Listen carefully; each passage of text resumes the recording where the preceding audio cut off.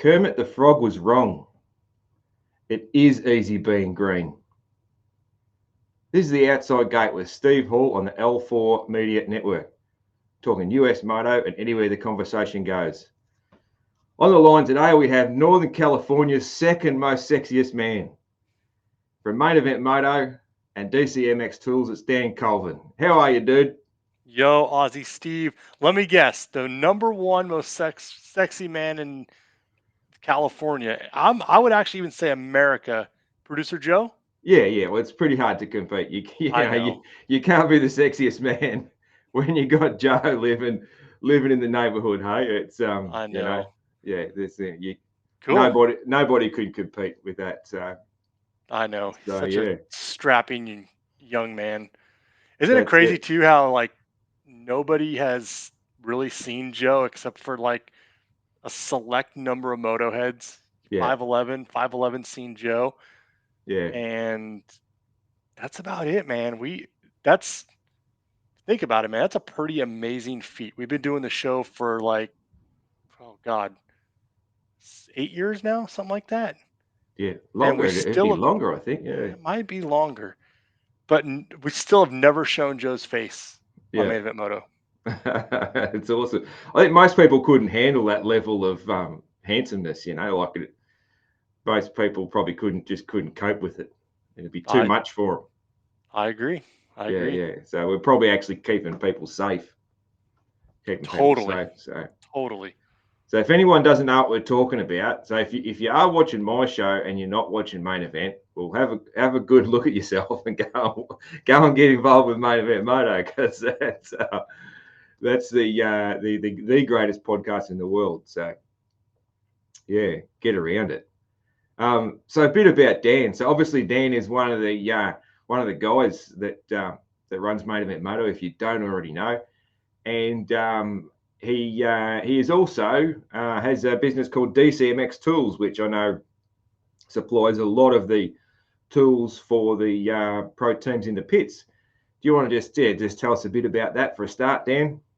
Yeah. So I own the company DCMX and Tools, and I'll give you a little bit of background. And I've actually really never shared this story very much. So if you want me to share it, Aussie Steve, I'll share it. Yeah, go for your life, man. Yep, So I was with a large tool truck brand that I'll leave unnamed. They're worldwide, probably the number one tool truck in the world, and I worked for that company for God a number of years. Well, I was 20 years old. I just turned 40, so I was 20 when I started in the tool business, and worked for the company for a number of years, and then kind of got to the point where I wanted to buy my own franchise, right? And so um, I bought a truck, bought a route, and was going really good. And I don't know, Steve, if you're familiar with the Camp Fire. It was a big fire out here in California back in 2018 where it wiped out a whole city. no, Okay. I am aware that California certainly shares the bushfire problem in common with where I live, or where I used to live, in the high country in Victoria. So I do know that California really cops it as far as that goes, but I Yeah. don't know of the specific one you're talking about though. It was a massive fire. It literally it wiped out a whole town. It was called the town of Paradise. Yeah, Was the town name, and I don't know what the population was. It was fairly big. It was like 3 days of work in the tool truck, and so there was quite a bit of customers up on the hill there. And anyhow, fire comes over the canyon, wipes out the whole town, and there goes 3 days of my work. Right. yeah, My customers were displaced, homes burned down, shops burned down.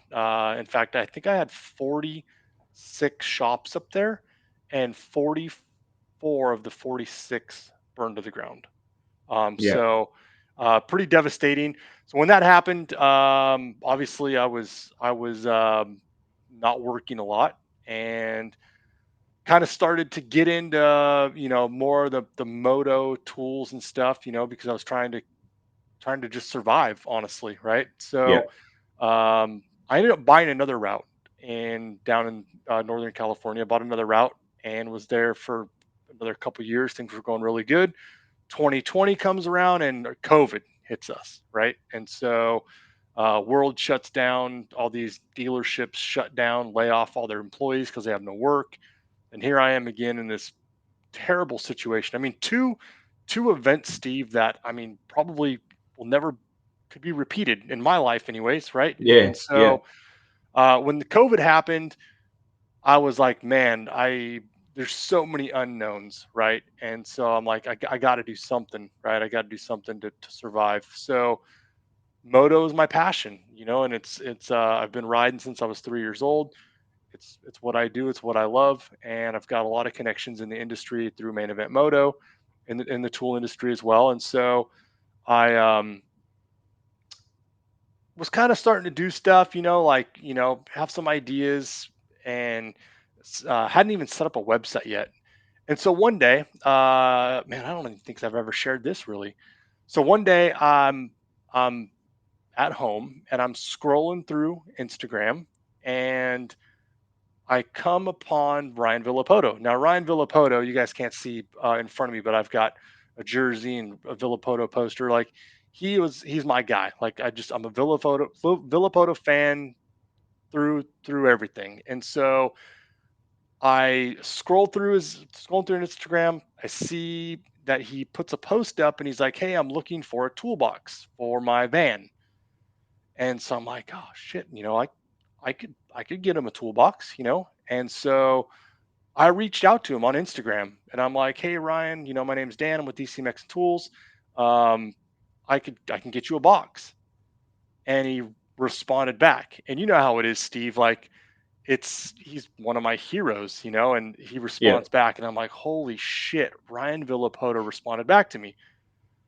Next thing you know, he's like, "Give me a call. Here's my phone number. I'd like to talk." And I'm like, "Oh my god, it's right." And I don't get starstruck, like I said, very often. So anyhow, we talk, and he's like, "I want a toolbox, and I want all the foam cutouts, and I want it full of tools." And I'm like, "Okay." And he's like, "I can get you a tool list of all the stuff that I need from Big B." He's the Cowie driver of the rig. Yeah, yeah, And so Big B, he's the one that does all the foam and all the tools and stuff for the hauler for Factory Cowie. He's like, "So let me get you a tool list of everything I need." So he did, and I took that tool list and I put it in a chest, and with all this custom foam cutouts with all the moto specific tools that he was looking for. And so I got that done, and he's like, "Hey man," he's like, "Have you ever thought about like doing these for the public? These are really cool." And I'm like, "No, I actually haven't really thought about doing this specific thing." And he said, "I think you should," And so I'm like, "Yeah, I'll try it." So he kind of pushed me and inspired me to do what I'm doing today, which is kind of cool. So I started out with these smaller little boxes with foam cutouts and the tools, and I was selling them. And I got a call from my franchisor at the time and said that, um, "What are you doing? Why are you selling these things? You're selling these boxes to people outside of your quote unquote territory, right?" And I'm like, "Listen, I'm trying to survive here. We have COVID. I've got a young kid." And they're like, "Nope, you're done." And so they said, "You can't sell your boxes anymore." So I'm like, "Well, that's really unfortunate. I think I have a good thing going here, right?" So I thought about it. I went home. I thought about it, and I'm like, "Man," I was like, that sucks, And I'm like, with the connections that I have in the industry and the knowledge I have in tools and an avid moto guy, think of how many think of how many customers I have worldwide that I could sell to. Fuck this route, fuck my territory. Like I have the whole world at my fingertips. So I quit. I turned in my franchise and I said I'm done. I'm out. And I started DCMX and Tools, which was my LLC name even when I had my franchise. I kept my LLC name and fired up a website, started building these moto boxes again. Now I've got several different variations, and we're doing a lot of specialty motocross tools. We have a lot of Motion Pro stuff. I've got some of my own branded stuff, some really cool 3D printed stuff, and it's just kind of grown, man. It's the wildest thing ever. I never in a million years thought that I would be doing what I'm doing today. It's crazy. I love that story, man. I love it. I love it, and I connect with it more than you can imagine, to be honest. So, yeah, that's really really cool. You know, like I say repeatedly on this show that I'm here for stories. I love stories, and not moto stories, and just people stories, and that's a good one, man. That really comes back to, and like I said, I can relate, and that comes back to, I really believe things happen for a reason, and I think They some do. of that hardship you had led you to the opportunity, So Yeah. It was that, it was one of those things, man. It's like, being a business owner, you everything is up to you, man. Your destiny is up to you. yeah, If you I was to the point where I didn't want to rely on anybody. Like, I wanted to rely on myself and my knowledge and not have to answer to somebody. And honestly, that was the reason I did it. It was freedom. And mm, dude, it's the best move I've ever made in my life, for sure. yeah, yeah. I think that I was actually talking to one of my best friends about this a while back. Who he owns a small business as I do. That the type of people we are, when you're someone who's, not to try and sound cool or tough or anything, but when you're someone that's a bit of an alpha, and you don't like being told what to do, and you that sort of person needs the freedom of their own business. I think you need Yeah. that freedom of that to be like, I'm in charge. I'm doing things exactly how I want to do them, and if I make a mistake, it's my fault. If I do well, it's my fault. So I think it takes a certain sort of person to want to do that. But I think if you are that person, you have to do it. Otherwise, you go crazy working for someone else. Yeah. It's pretty cool too, because I've actually done it the way that I've wanted to do it, and I've learned a little bit, right? Because our industry is a very unique industry. Um, it's what can you do for me today, right? Yeah. I've got teams that hit me up nonstop. I've got riders that hit me up nonstop, mechanics and whatnot, and they always want something. And I fell for the trap when I first started this. Like, oh yeah, yeah, I'll hook you up. Like, I'll do free stuff. I'll, invest $10,000 of my own money in tools that I have to buy. Right? It's Mm, my money. I have to buy it, yeah. and I'm going to give it to you. Right? And you expect something in return. And so, I will tell you, I have not had any luck getting anything in return from anybody in this industry as far as sponsorships go. And it's I just don't do it anymore, Steve. Like, Yeah. I've factory teams hit me up every single year that they want stuff, but yet they can't ever tell me what they're going to do for me. It's Yeah. just want, want, want, want, and the privateers are are the worst, right? And Oh, it's really? and you'll even say like, hey, so and so, I'd love to help you out. How can you help me grow my business? And you never hear from them ever again. Yeah. It's because they just want everything. It's like this weird mentality of that you owe them something. And I'll tell you, there's one guy, Logan Carnow. He hit me up, and I'd already made this decision that I'm not helping guys. I'm not giving free stuff out, right? Yeah. And he hit me up, and he's like, "Hey, I need some tools. Let me know what you're willing to do. I'd love to work something out with you." And so I said, "Okay, well, tell me how you can help me." And so he reached back out and he said, "This, I'll do this, this, this, and this, and I'll promote you on this, this, this, and this. And oh, by the way, I don't want a free box. Can you just give me a deal on it?" And I'm like, "Hell yeah, absolutely." But that's Mm, the only guy, dude, that has reached out and actually, you know, offered to help me grow my business. So yeah. It's a weird group. I mean, I get more, Steve, out of just helping moto dads and families at the track, making them a good deal on a toolbox and some tools, in hopes they'll go tell their other moto dad, buddy, that, hey, I bought some tools from Dan. And honestly, for me, that has helped me grow more than anything as far as sponsorship and taking care of these riders, because it just doesn't pay back. Mm. Yeah. So you've tried to get privateers to, run your stickers, all that sort of do all that sort of stuff for you in return for a deal or free stuff and Yeah, that. Yeah. but in reality, Steve, it's just because somebody sees a sticker on a bike or Yeah. a helmet, that just doesn't pay off. It It just doesn't. doesn't. Don't imagine it would. So I guess like like an Instagram collaborations, that sort of thing would sort of Yeah, pay off for you more. Yeah. much. Yeah, that's social media. Anything that they're willing to do on social media is the way to go these days. I mean, that's social media. Unfortunately, rules the Mm. world, right? And so that's typically how I gear like a sponsorship deal towards is, hey, Yeah. promote me on social media. Which is actually so easy for a privateer guy to do, like really easy. Like they're out there filming, Insta bangers and filming stuff anyway. Like, well, the good ones are.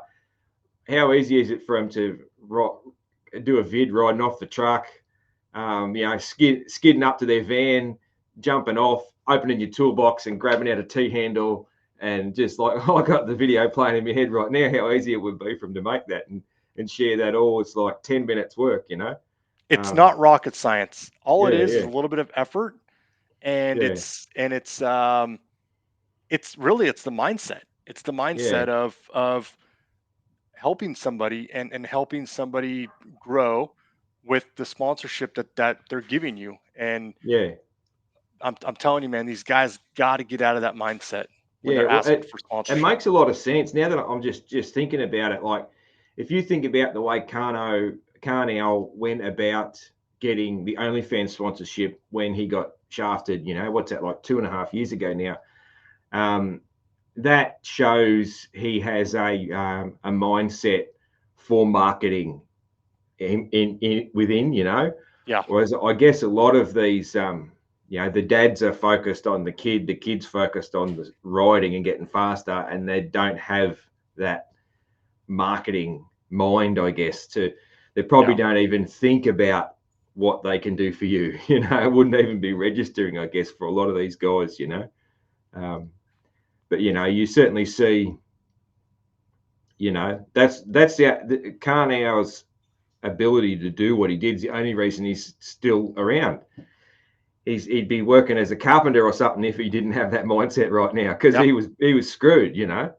Well, just Um, think about it that, when he had nothing, right? Before he even got his OnlyFans sponsorship, he went out and partnered with some OnlyFans models, yeah, right? I yeah, mean, that's right. that's Individual girls and that. That's right. That yeah, was that's at the start. never Yeah, been done in our sport. I mean, how out of the box is that, yeah, right? But it was so easy picking. yeah, He ended up having multiple women that wanted to help sponsor, and they still sponsor him to this day, yeah, along with OnlyFans, which I think is awesome. yeah, yeah, yeah. Very cool, man. Very interesting to hear about that sort of thing. I reckon. Yeah, very interesting. Sheds a bit of light on the industry and a lot of light on you, man. When you got out of the franchise, was that fairly straightforward, or did they sort of try and shaft you on the way out and that sort of thing? I'm asking because I've got experience at getting shafted by a franchise, so yeah, just wondering about that.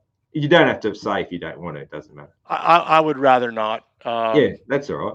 It's a great company. It's just like anything, right? It's a great company. A lot of great people there. Yeah, There's just a few bad apples, right? And yeah, I think it's everywhere, and it's unfortunate, um, but yeah, yeah, no, great company, great tools. I still believe to this day that they have the best tools in the world. You yeah, know, um, we use Tecton in our toolboxes, which was uh, it, I'll be honest, I went from selling the best tools in the world, and I just told you I still believe that they're the best tools in the world Yeah. if you're a professional technician, right? Most of our guys that are motorcycle mechanics, right, are the majority of us are, do it yourselfers, you know, we work on our own stuff type Mm. thing, right? So going from selling the tool brand that I did to finding something else was extremely challenging, right? Because Yeah. I had a standard, right? And my Yeah. standard was the best. So I went through 3 or 4 different tool brands trying to figure out what was going to meet my satisfactory Mm. of of quality, right? Yeah. You're But putting your name to also, it. Yeah. yeah, put my name to it, but also meeting the price point where an average consumer can swallow, right? Because Mm. the brand I was selling before is the most expensive tool brand in the world, and for the average Joe, it just didn't make sense, right? So I ended up finding Tecton. They're a great company. They're here in the United States. They're in Michigan. A lot of their products are made in the United States, which was very important to me. Yep. Trying to keep as many dollars on home soil as possible. Um, because you can get a lot of Chinese junk, and quite A honestly, lots of it. Yeah. it's just not good, and it's not something No, that it's I not. that I'm could put my name on. So Mm. still, there's several other box companies out there that do something similar to what I do, um, but I pride myself in the quality of the tools, and Yeah. we're meeting those quality standards for myself, all my customers. I haven't had any issues, and it's a great product. Yeah.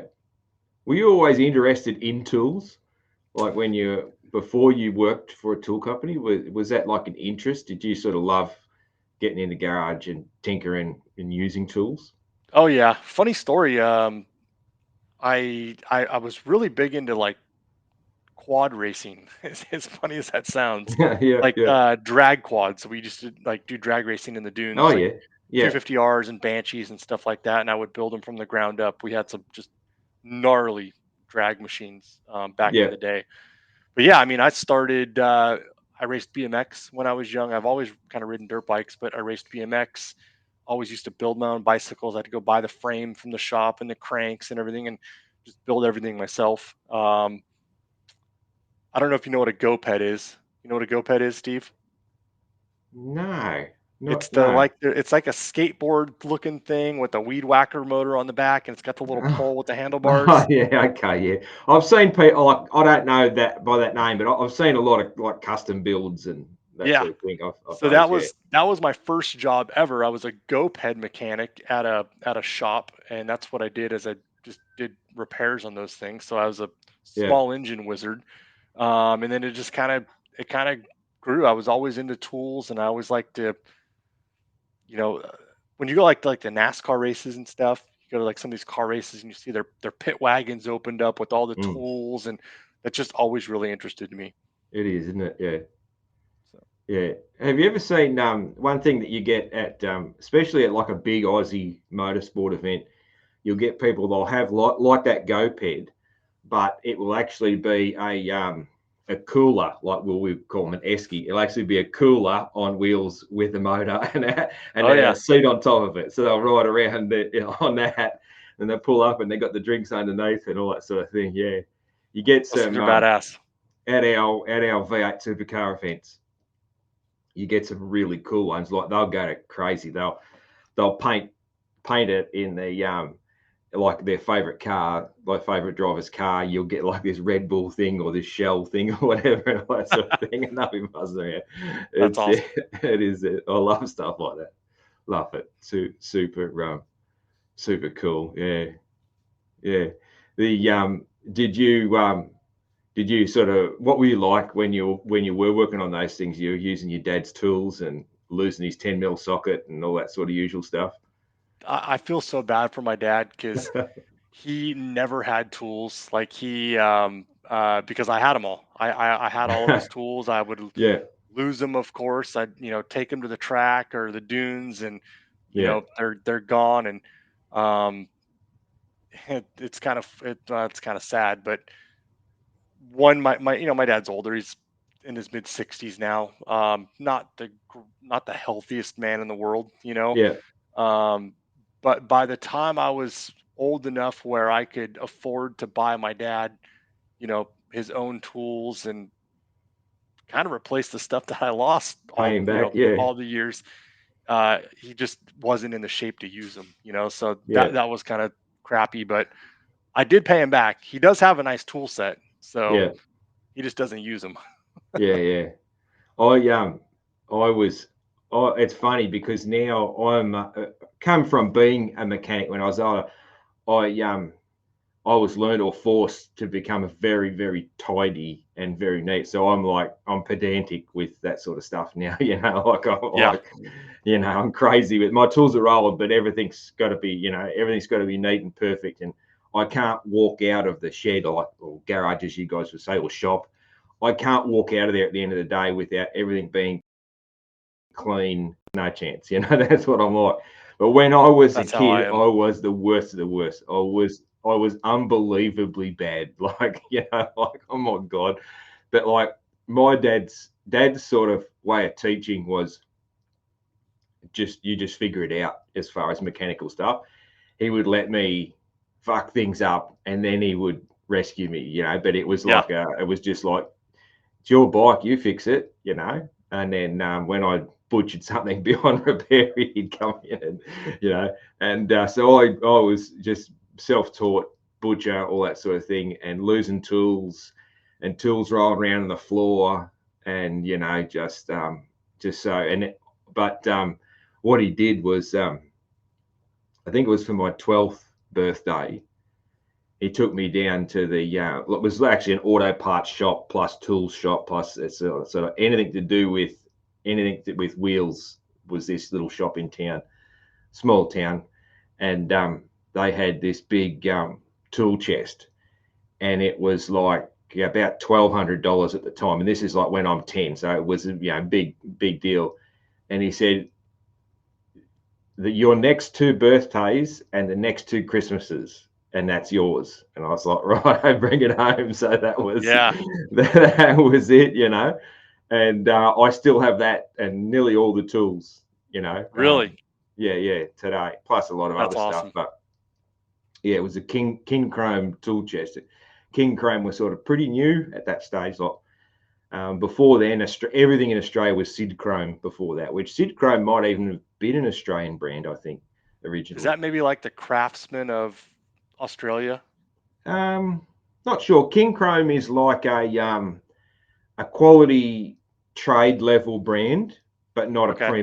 not a premium brand. Yeah, that would be like a Craftsman. That would be Yeah, equivalent to what Craftsman is here in the United States. yeah. So like when I was a car mechanic, um, all the guys, because we would supply our own toolkits, most of the guys would have Sid Chrome or King Chrome stuff. I think King Chrome's Japanese, and I think Sid Chrome was Australian, but I think I don't know. I think like most good Aussie companies, they're probably Chinese now. Yeah, And then the real premium brands would come around in trucks like you had, and some of the mechanics, usually the mechanics who didn't have a wife and kids, would be buying their stuff, and I'd yeah. be still buying the King Chrome stuff, because I couldn't afford it. But because I was a car mechanic for I forget quite a few years, and Really, I just didn't know that. just boring dealership stuff, man, that I Yeah, couldn't get out of, and which I hated it. I hated it. It was not what I wanted to do. I wanted to work in a cool mechanic environment. So yeah. yeah, I'm trade qualified and all that sort of stuff to do that. But The dealerships for me were always the worst because it's for one, there's a lot of prima donnas in dealerships. They're like, oh, I work for Ford, or I work for Chevrolet. It's like, yeah, okay, cool. But it's like if you're a Honda tech, if you work at a Honda dealership, you need a 10, 12, and 14. That's pretty yeah, much all you need. You yeah, don't need much tools. So like the there wasn't a lot of variety to sell these guys, right? Unless yeah, they were doing side work and stuff at home. But yeah, yeah, their needs are very limited. You go to like some of these mom and pop shops where they work on everything. Those were your gold mines. yeah, and probably that's where a guy's got his own business and he's actually able to earn some money. Because like when I got out of doing mechanicking, so I was a 5-year qualified guy, working on not premium brands, but some pretty good brand cars, Honda being one of them. So I know Hondas were great to work on, Honda cars. Oh man, Yeah. yeah, need about 4 tools and everything's Yep. easy, and they're fantastic, best car to work on. But and I went from that to a job, pretty much literally stacking lumber, as you guys would call it, and I was earning more. Wow. So the automotive pay back in those days was terrible. I think it's better now, but I'm not sure. But yeah, I tried to get into a big motorbike shop that supported a lot of racing guys and all that. I tried, but it was that sort of scene was very much who not what you Yeah. know, It's and that tough. That's sort of how it is here too. Same yeah, thing. like a You lot know. of things, yeah. But yeah, always sort of worked on my own stuff, and I love it. Like man, like a holiday for me, like the best holiday I could imagine is if I could like turn everything electrical off except for Spotify because I've got to have music going, and lock myself in the shed for like 2 weeks and just tinker and just work on my bikes and my vintage bikes and just listen to music, have a couple of beers at night and just work on my bikes in the shed. That's like, I'd rather that than going to Hawaii, Yeah. but I never get a chance to do this. I might get a couple of days here and there on a long weekend if I'm lucky, because I'm just, dads are busy, hey, as you know, as you Oh well yeah, know. man.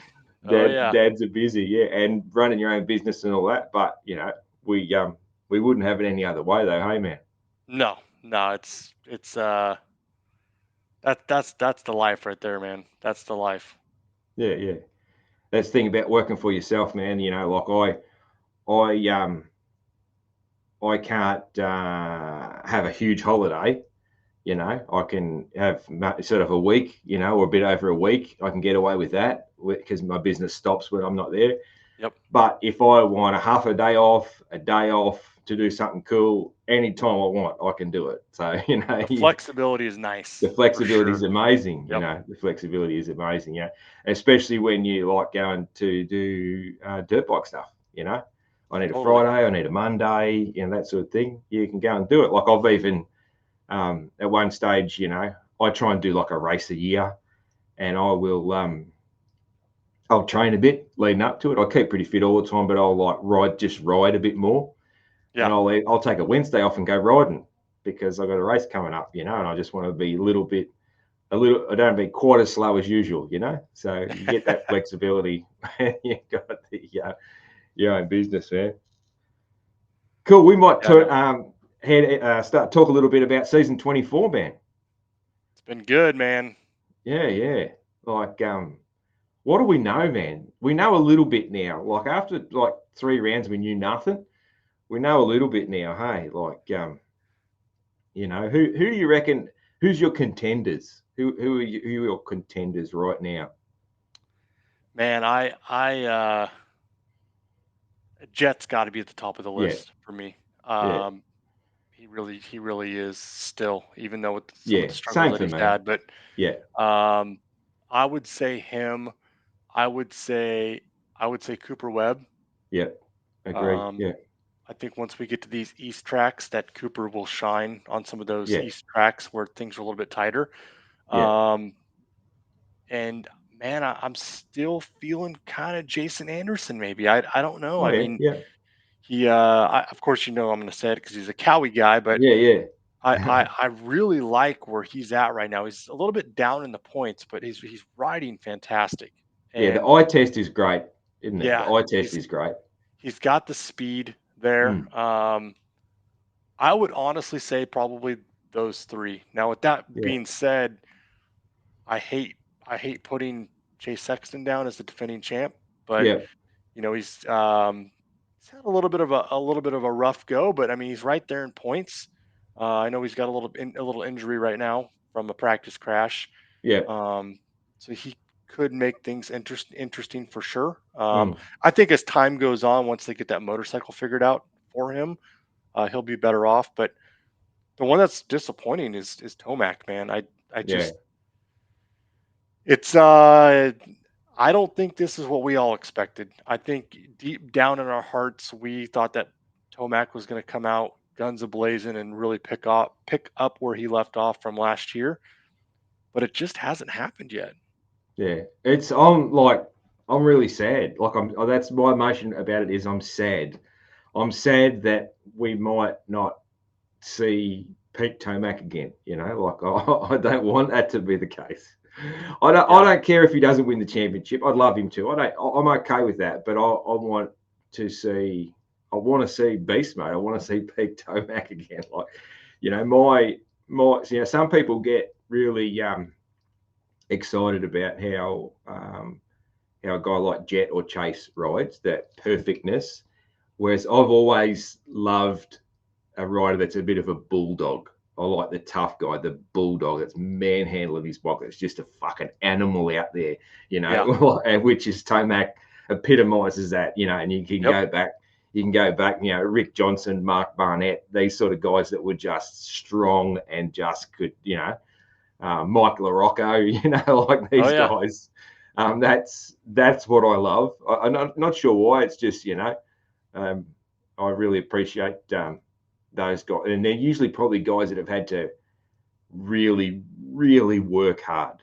I think is probably the reason why I like it so much, because I really value that.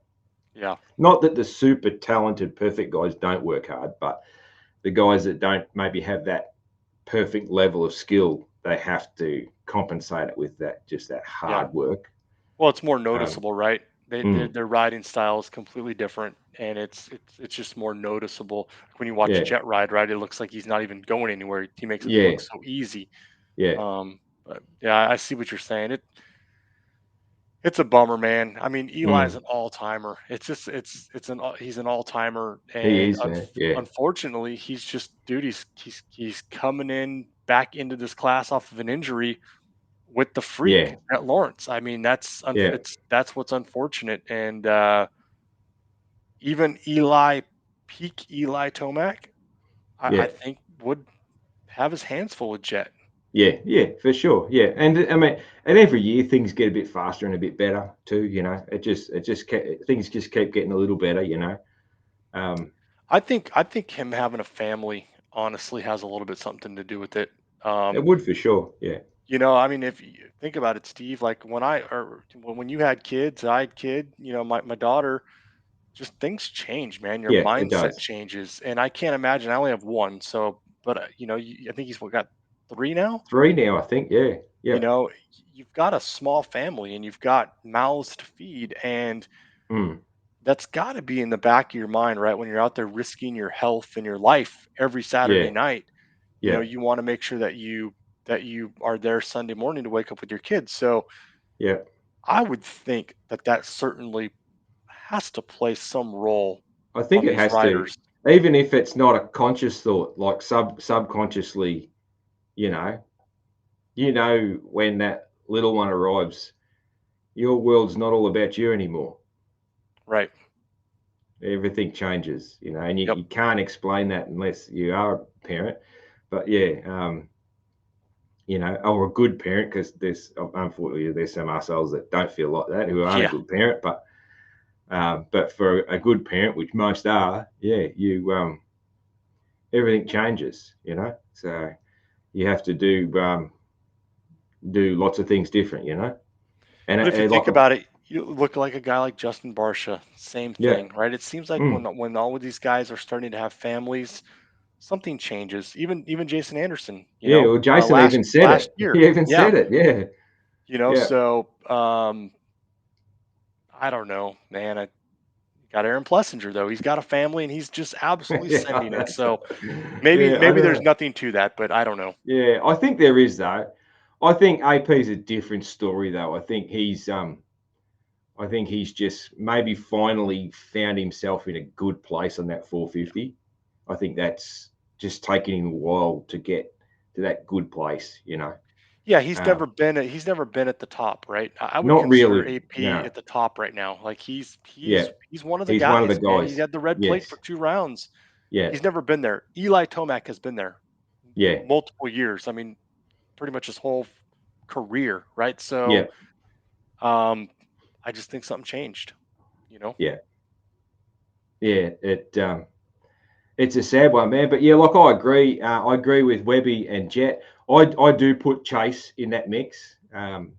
Obviously, we don't really know what's the injury, the real details of the injury. So that might play a part. But if that's not too bad, I definitely put him in. And yeah, so that's sort of my three. But then again, I'm not writing off Jason either, because he has the speed and so there maybe a four. But yeah, but I'm definitely sad, concerned about Eli, and we'll know the next 2 rounds, as everyone's been saying, the next 2 rounds is going to really show where Eli's at.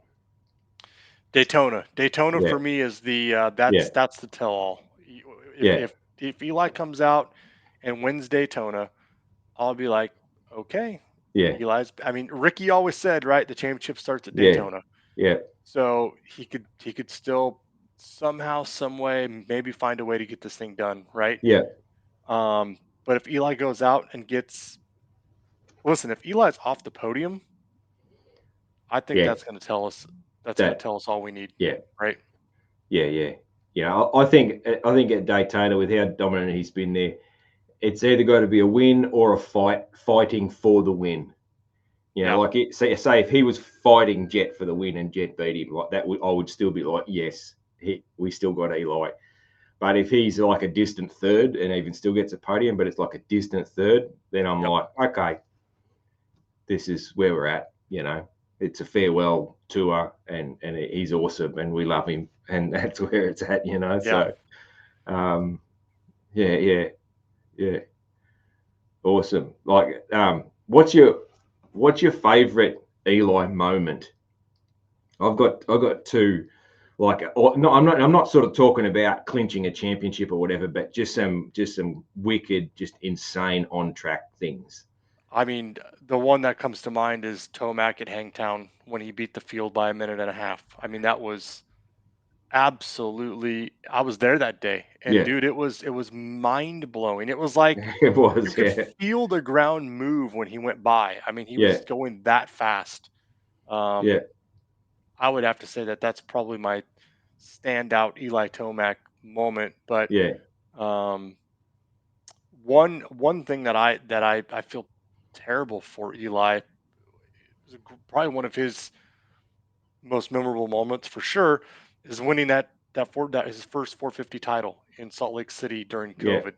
yeah, Just think of Steve, that's your lifelong dream, right? Is yeah, to be a 450 Supercross champion, mm, and you have to win a championship at that time under those yeah, conditions. So it just, got to wear your stupid mask, and you got to, 6 feet from everybody. You can't take team pictures because there's social distancing, and the stadium is empty. I mm, mean, can you imagine what the energy was like in that place? I mean, there was none. yeah. Um, He got ripped off. So glad that he got another one because he got Me ripped off too. in 22. I'm So, glad that he so got another ripped off. one where he could really see what winning a championship feels like, because I feel like he kind of got robbed on that one. Mm, he did, man. Yeah. My favorite Eli ones. So there's two. There's wheeling through the Daytona whoops on the Geico Oh bike. yeah, That's probably podiums for my favorite moto thing of all time. It'd be in the mix, that was of just. sick. And then another one which was really brief, but I'm sure you remember it. Um, it might have been one of the last times we saw real peak beast mode. It was High Point, would have been High Point last year in the Cowie. So High Point, what would that be? 2020, 2021. It was the year they brought back the signboard turn. That would have And been 21, I think. 21, I think. Yeah. And he's in beast mode, and the way he came around that signboard corner, the corner speed around that was just fucking obscene. It was filthy. And I still Yeah. just remember it. Like, it was just like, it just wasn't right. Like, he must have had a string attached to him, like there's just no possible way to still have traction at that pace he was pulling that corner. And yeah, that's when I got to go back and watch always. I don't know, the Always the remember that. the year that he won Des Nations with Chase, Yeah. um, that was and Justin Cooper, watching him, drink the beers with his goggles Mm, on, just, revving the bike, and I yeah. mean, that was pretty cool to see also. He's going to loosen up a lot, isn't he? I Oh think he's a yeah, right. I think he's going to be a bit like RV. I think he's going to loosen right up when yeah. he hangs up the boots. Yeah. He's a weird one though. Anytime that I've ever talked to him, um he is very, like, he puts on a show.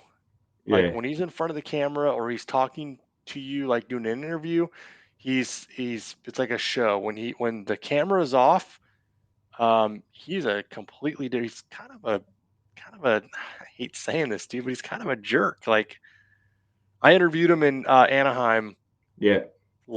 not this year, but the year before, and he after I got done with the interview, I turned the camera off and I'm like, "Hey, thanks, Eli. I really appreciate your time."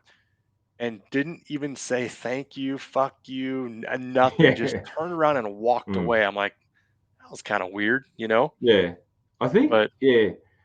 I think. Like I haven't personally met any of the you know, the AMA guys, but I've met, top Aussie guys, and I've met, top about supercar drivers as well, and that sort of thing. And yeah, I think a lot of them, when it's business time and they mean business, they are a bit of a jerk. They go into that mode. It's just like this super self-absorbed thing and I think that's just kind of where they need to be in those moments. yeah, Just like no distractions, even if those distractions are having fucking manners. Like, I think that's just where they've got to go. it sucks because, like, Villapoto was my guy, right? He's Yeah, just always been my guy. Him and Ricky Johnson was my Ricky Johnson, Jeff Ford, Ryan Villapoto. Those are my idols of moto. yeah, yeah, But I love Eli, because when yeah, Eli, even on a Honda, I loved his riding style. yeah, And when he got on a Cowie, I was like, hell yeah. And then, when Tomac and AC were on the same team at Cowie, that was like my dream team, right? And yeah, I'm AC is like AC's always been my guy. I should have thrown AC in the mix with yeah, Ricky Johnson and those guys too, but because he's always been my guy. But even AC, like, it's that saying, Steve, you never meet your heroes. Like, yeah. I get that. It's true though. Like, because, like, the when I did an interview with AC, I pissed him off, and then I felt really bad about it because I asked him about the ayahuasca thing, yeah, like, not details, just like, just in past, like, not. I basically just said, hey, I know you went and did the ayahuasca thing, did it clear your head? And he said I asked him too much of a personal question and kind of got, like, pissy with me, and mm, I I I felt really bad about it. yeah. But You that's that's just on him and his own personal situation at the time. Yeah, That yeah, he had an open nerve. It wasn't yeah. because of anything you did. It's just No, he's had no. open He nerve. gave me he gave me a jersey after that, Yeah, so yeah, I think yeah, we're yeah. good. Yeah, like I have people that are sort of my heroes and that sort of thing.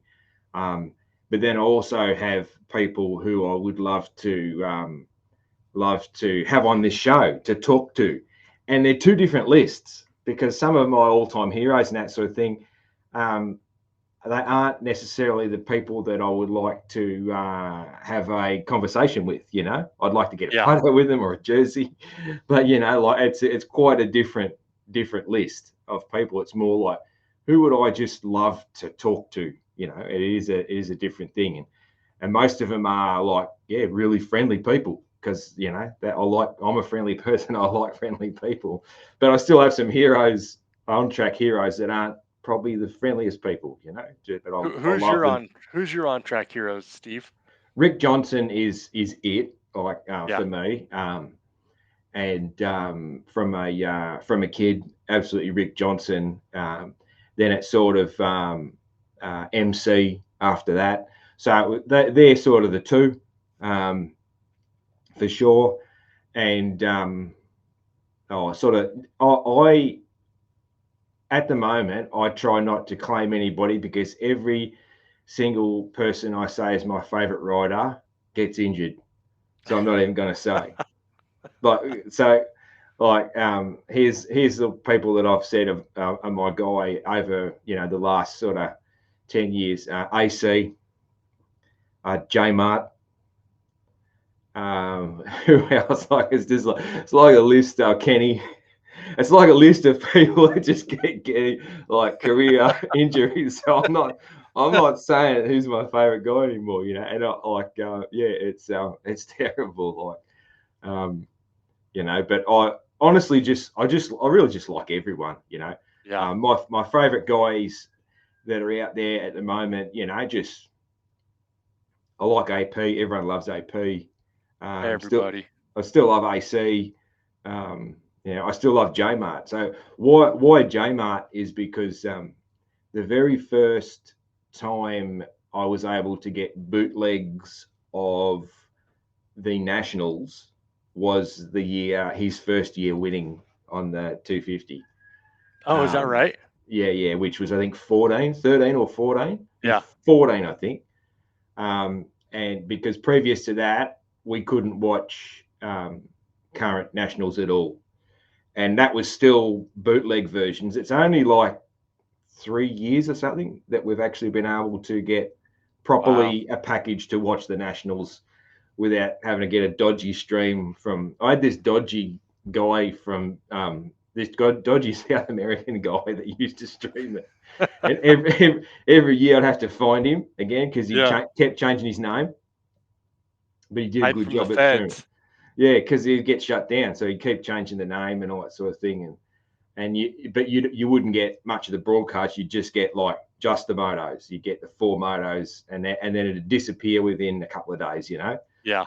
And that was J Mart dominating. I just love the way he went about it. Such a good kid and just dominating and all that sort of thing. So I really liked him. But and at that stage, the 250 class was wicked as well. With Coop and Zach and it was and AC. Like the AC was coming up there with the 250 class was really, really, really That cool. was an exciting 250 class, man. That was Yeah. those were good 250 days. I feel like we have a pretty good 250 class now, though. It is. Yeah, this year's nationals are going to be wicked. Yeah. Oh yeah. Yeah, and I think because it's open too, because the alliances are gone. Yeah. It's going to be really good. Like, yeah. Once you get all those guys, and like the shootouts are going to be good. We're not allowed to say shootout now. Fuck it, I'm saying shootout anyway. That's a shootout. What's the new term? The new it's showdown. always going to be a shootout to me. Yeah, Showdown. yeah. It's cool, isn't it? Yeah. That's the go, man. That's the go. Hey, couple of things, man. About the 24 season. It's funny. The both Beta's first main event appearance and Triumph's first main event appearance were both overshadowed by other big events. It's Yeah. Beta's was overshadowed doubly. They weren't even the second biggest story because that was AP's win and the helmet shake incident. So that was when Benny first put the Beta in the main. So it was like didn't even make a story anywhere. It was just like forgotten. And then Triumphs was when nailed Whackers had his tackle out. So it was just like the biggest story of the year. So Triumph missed out on all the headlines there as well. Yeah. So I would have liked to seen those, and I'm curious to see how this Ducati launch is going to be, right? But yeah, I would have thought that Beta and Triumph would have had like for one, like Triumph's 250 only, right? yeah. But not to not to knock Jalek Swoll at all. He's a great Yeah, kid, great rider, but he's just not a championship guy. You know what I mean? yeah, I don't see him fighting for a title. And yeah, I would think as a new manufacturer coming into the sport, yeah, that would be your highest priority, right? For an yeah. investment is trying to get a guy that can put that bike up front. Yeah, And I get neither one of them yeah, did that. yeah. I suppose the only counter to that is that then there's a weight of expectation on the brand. I guess is the only thing. Like if Jalek gets a podium, everyone's like, "Fuck yeah, that's it, man. Great job," Yeah. And he's sort of that. He was six. So I sort of see him. Yeah, I see him as a podium threat on his best day. To seventh, sort of 3 to 7, I guess. Yeah. 4 to 7 guy might get a podium. Um, but if he can do that all year, people will be like, good first year for Triumph. But I think if they had, not that they would get him, but say they got Faulkner and Faulkner got fourth, people would be like, Yeah. is that the bike? He would have won on a PC. So Yeah. but I do get what you mean, though. Yeah, marketing wise, the big name. I know. I think we'll see Ducati get somebody big. I Um, think we're going to get a big top name guy that can win a championship. That's just my prediction. Something was said. I listen to so many podcasts. I can't remember who said it. It wasn't main event. It was someone else. Somebody did say that Ducati have heavy links to a guy who has won a Supercross this year. I reckon it Hmm. might have been Ping. I think it Okay. might have been Ping. Might not have been too. It could have been someone else. Yeah. Um, and that made me think, like, well, fuck, there's only how many guys, and then you start thinking about it more, and you think about Kenny, Yeah. because you couldn't possibly imagine it being Jet. Um, you wouldn't think, Coop or Chase. Oh, you wouldn't think of Coop or Chase either. It's just sort of like, Yeah. um, I've heard Kenny's name get yeah, thrown around there, but again, man, he's having a lot of success on Suzuki, yeah, and I think that's a good fit for him with that team. And I think honestly, a lot of it will come down to sponsorship, right? If somehow, some mm, way, Ducati gets some type of monster sponsorship like they are in the GPs yeah, over here, I don't. He's going to give up his Red Bull. That I don't think. I could be completely wrong. Which brings me to we saw Antonio Caroli. I saw a picture of him today on the Ducati. mm. Um, just some pictures. He was doing some testing, but he had a monster graphic on the bike and a monster helmet, and that looks so weird to me Oh, because he's geez, that always would been look a weird. Red Bull KTM guy. Yeah. It's funny, sometimes that gets put up as a big thing, but that swap happens pretty often, really, doesn't it? You know? It does, but Mm, not for guys that have been like Ken Roxon's yeah. been a Red Bull athlete his whole Whole life. life. Yeah. Like Yeah. James Stewart has been a Red Bull athlete his whole Mm, life. yeah. Um, I think Jet will be a Red Bull athlete his whole life. Yeah. You just got these guys that have their roots are so deep with these energy Mm, drink brands that I just don't think like I just for I can't see Danger Boy Deegan being a Red Bull guy ever, with mm. his family so That's a entrenched in big Monster. family connection, yeah, because Right. his So, sister as well, and yeah. his dad, it's Yep. all the whole Now money always talks, right? Money yeah. Oh yeah. always talks. So, and I don't think you have these guys that are so loyal anymore. Um, like AC. He probably Yeah. could have gone and rode for other teams, but he Yeah. never did because he wanted to stay with Kawasaki's whole career. Yeah. So Yeah. Cool, man. Hey, we might talk about a little bit of other stuff, man. What was your first bike? So, what was your first bike, and like, when did the bug bite for you to love moto? Was that from your dad, or did you go and watch a race or whatever? So my dad was big into he rode back in the day before I was born. He had like a 80, no, it had to have been earlier than that. It had to have been like a 79 or an 80 CR, 250, like an old one. And then um, he was big into quads, going to the sand dunes and stuff. Yeah. So my first bike ever was it was a Power Wheels. Like I think probably all had a Power Wheels when we were little, but Yeah. I remember it was this 250R themed three-wheeler Power Wheels, and I was on Yeah. that dude when I was like one and a half on that thing, Yeah. cruising that thing around. And then I I think when I was two or two and a half, I started riding a bicycle with no training wheels. And Yeah. then for my third birthday, my dad bought me a Z50, Honda Z50. Yeah. It would have been an 89 model, but he bought it in 88 because he bought an 88 250R quad at the same time. So Yeah. it was the all red Z50, Yeah. and I got it for Christmas. I was 3 years old. Christmas or my birthday? I can't remember. My birthday is December 20th, so Oh yeah, it's that's right. Yeah. it's super close. So a lot of times what happened is that my presents got combined into Yeah. one really cool thing that happened a lot throughout the years. But um, I'll never forget that bike, dude. I was tiny. I have pictures. I'll have to post them up one of these days. I was tiny on the thing, Mm. and I'll never forget it, man. My dad, we were in my grandma's backyard. My grandma had like a third of an acre, and he said, "Okay, I'm gonna put it in first gear. Don't give it too much gas."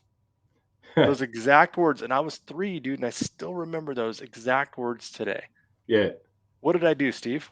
You held it flat and you whisked it into a fence or your grandmother's veggie garden or something. Wide open, buddy, from 0 to 100%. Yes. And it freaking looped out. Yeah. I did a wheelie, I looped out, and I'll never forget this. I stood up, I looked at my dad, and I said, "I'm gonna go take a nap now." And I went inside my grandma's house, laid Yeah. down, and went to sleep. And Yeah. I didn't get on that Z50 for another, man, 2 or 3 weeks. Yeah. We didn't have training wheels back then, it was it Yeah. was it was all two wheel. And then I started riding it, started getting, fairly decent on it. And so I told my dad I wanted to race when I was 4.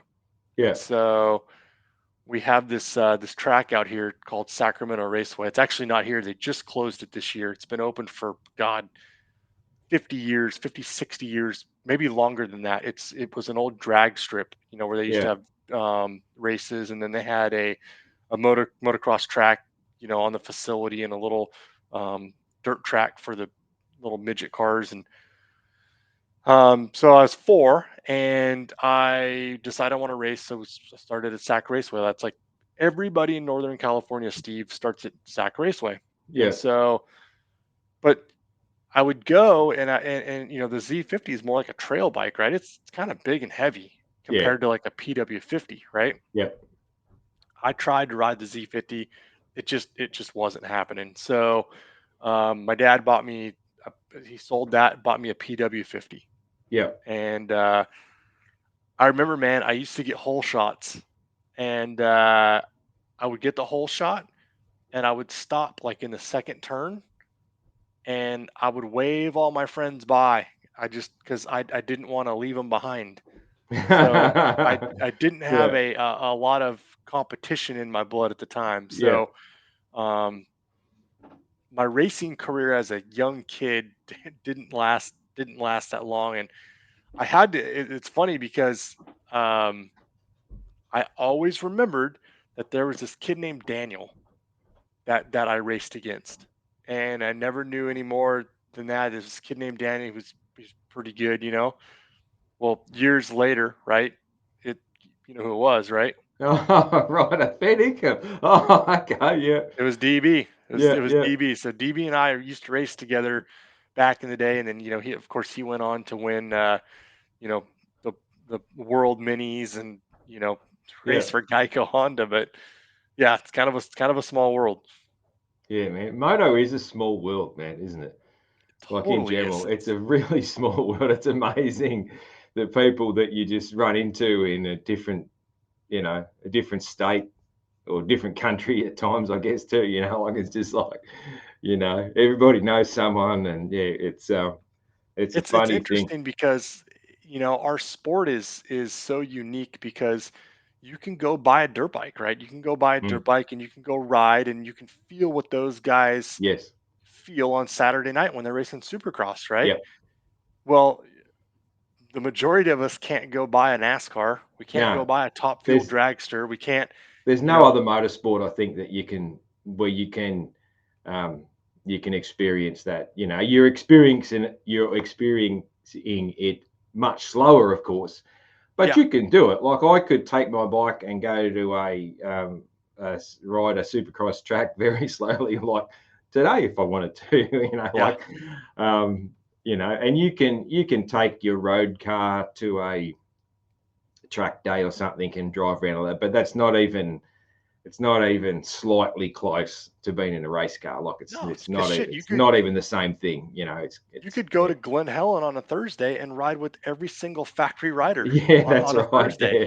Yeah, I yeah, mean, yeah, yeah, where else can you do that? yeah. I love that about the sport. Like I'm I'm always, while I do want um, privateers to do well and there to be more money in the sport, I'm never a guy who wants to. When people get on, a lot of times people will get on the, oh, look at what Formula One does, look at what NASCAR does. I don't want us to be like that. I Yeah. love the way we are. I love that fact that it is. I love that fact that a kid whose dad is a carpenter can afford to race a mini bike. You Yeah. know, um, whereas most other or all other, I would say, forms of motorsport, if your dad's not a millionaire, you ain't getting involved. Like you ain't doing shit. Like it's not happening. Well, Um, and if you think about this too, like if you are a if you're a circle track racer, right? You're racing, say, sprint cars or mm, go karts or something, right? Like you, yes, a good driver is important, right? You got to have a good mm, driver, but you can build motors and stuff with so much power and yeah, just and be elite, right? An yeah, elite race car driver because yeah. you got the money There's a to lot to in the vehicle. Yeah. yeah, to build good equipment, right? Where a dirt bike, you see these kids like Jake Weimer is a great example. Jake Weimer's family never had a lot of money, you Yeah. know, but he was a factory rider. He was a fan. He was a 250 Supercross Mm, champion.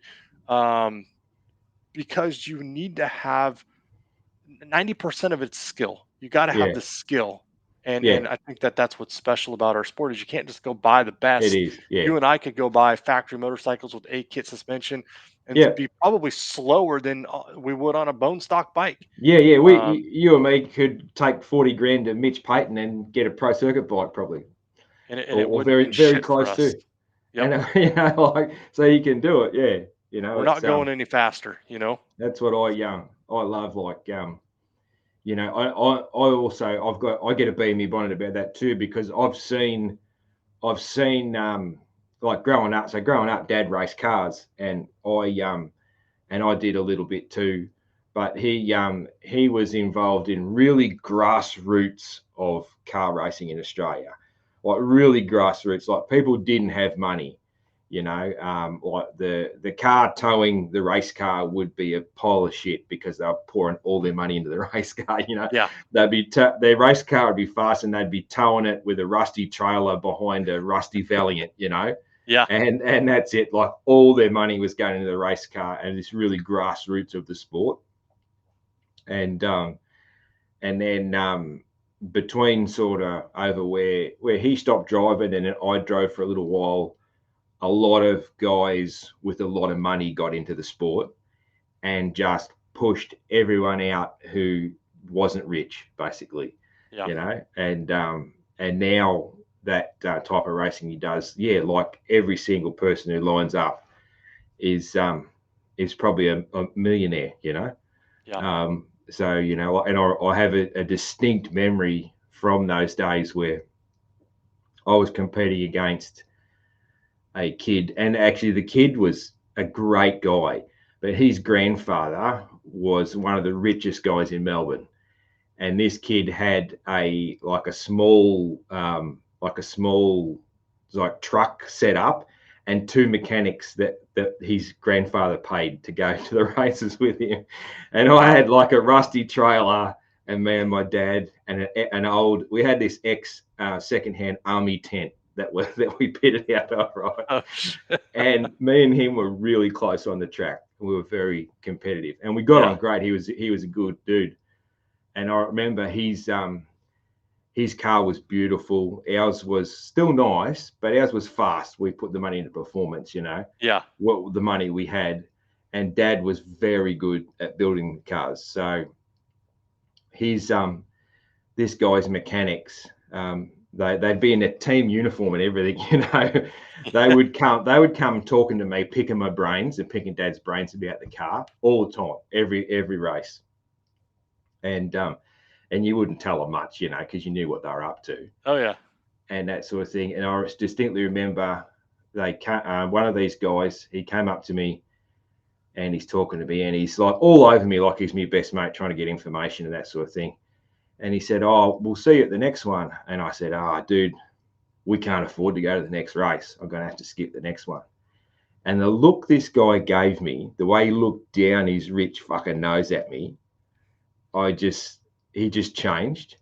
And that motherfucker never spoke to me again after he would be hanging around talking to me all the time. He never spoke to me again because he must have thought, oh, these people are poor. They're not as good as us, you know. And I'd Unreal. still be beating his car on some Yeah. days. You know, That's I'd beat him, he'd beat me. We were guys running, you know, we might have been running 10th and 11th, you know, in a field yeah. of 30. That was sort of, you know, and we were both sort of on the improve and that sort of thing. And yeah, I always remember that. And it wasn't long after that, all these other millionaires started building these flash cars, and you know, guys like me that were an apprentice mechanic and saving up for months to buy a set of roller rockers because all the other cars had roller rockers on them, and I just had standard high lift rockers, and they were getting away from me on the straights, you know, things Yeah. like that, you know. And I'd like rotate tires and wear the tires out, and I'd have all these plans to keep my tires going and all that sort of thing. And they'd be just turning up with like 4 sets of tires spare, and, you know. So yeah, that's one of the reasons. That experience really makes me love that the fact that moto, it's all on the skill of the person, Yeah. and that, you Definitely. know, yeah, a dude, if your dad's a plumber or a carpenter, he can scrape together the money for you to go and race a mini bike, you know. Yeah. Yep. And it's still expensive. It's not a poor man's sport, but it's definitely not a rich man's sport, and I think that's just fantastic, you know. Yeah, Yep. really cool, man. Yeah. Hey, track days, man. I know you go. We see you go to a lot of track days. You love riding, yeah, and you get out there on your cowies and your and the Creed Honda. Oh, The yeah. Creed Honda. I sat on the Creed Honda at Glen You Helen. did. Yeah. Um, what's it's just an interesting question that I ask people. What's your favorite thing about going to just a track day? And then what's the worst thing as well? Well, I don't. The worst thing is I'm not a mud guy. I Okay, yeah. avoid the mud. I avoid the mud. So if I know it's going to be muddy, like right now we're getting hammered in Northern California. I haven't ridden, Steve. I haven't ridden since I saw you in January. Yeah, yeah, It in Southern California. And normally I ride at least once a week, but it's been a while because it's been so wet and muddy. But yeah, I I try not to have many bad days at the track. yeah, Anymore. I'm 40, right? I'm yeah, not really racing anymore. yeah, I don't have anything to prove to anybody. I've slowed way down because I don't want to get hurt. yeah, I strictly just ride for fun, and mm, so I try not to have the bad days and beat myself up. I mean, yeah, there's days obviously that you just don't ride good, and that those are kind of you leave the track and you're a little bit bummed, but Yeah, I know what you mean. um, Yeah, again, I ride within my limits these mm, days where I make sure that if I have a bad day, I can make it to the next day, right? Because I'm yeah, not out there wadding my brains out. yeah, Um, and I think the thing that I enjoy the most is it's a release. It's one of those things, man, that when you're riding your dirt bike, you don't think about anything else. You yeah. could have Fully the present. gnarliest, yeah, you Yeah, could have the gnarliest worst shit going on in your life at the time, and get on the track, and that all goes away, mm, and that's probably what I enjoy the most. We do a lot of private days. We've gotten kind of spoiled. One of my best friends, Zeb Armstrong, owns Rep Racing. He owns the Hangtown Motocross track, the big yeah, national track. yeah, Then he owns a couple other tracks here in town as well. And um, very fortunate where we can have these private days where it's me and my buddies, right? I don't We don't ride with the general public. yeah, It's mostly vet guys like myself. You can trust everybody where they're not going to, you don't have young kids out there throwing whips in your face and slamming you in corners and stuff like that. It's a good time with a good group of friends. Everybody gets along, and I love that. I just yeah, love being at the track with my buddies, and um, and then we've been trying to do some more stuff with the podcast, Main Event mm, Moto, with doing some bike builds and some testing of parts. So I've kind of gotten more into that, and I've really enjoyed, you know, testing different parts, and being able to feel the difference and giving feedback to manufacturers, and things like that. That's been a lot of fun as well. mm. Yeah, I think that's all that sort of testing stuff super interesting to me. Like I'm a guy who I'm I'd say I'm elite at making parts last. Like my bikes are always reliable, but man, I make everything last as Yeah, long as it possibly can, because I like to normally I haven't lately because I trashed my bike at the race from hell last November, and I still haven't fixed it. So I'm hanging out to ride. But normally, I try and ride once a week, once a fortnight. If I go 3 weeks, I'm like jittery usually, so I'm super yeah, jittery at the moment. And I've got my one of my vintage bikes, but I don't like to put heaps of hours on them just because parts are getting hard to get. So yeah, that you can't just sort of wear them out because there's some parts like my 96 KX, there's parts that you just can't get anymore.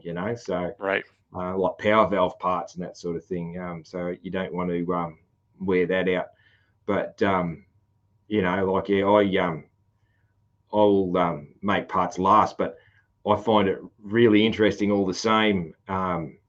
Listening to Kiefer or any of these test guys about the differences they notice and all that sort of thing, and how different parts affect different bikes and all that sort of thing. It's a super interesting thing to me. Yeah.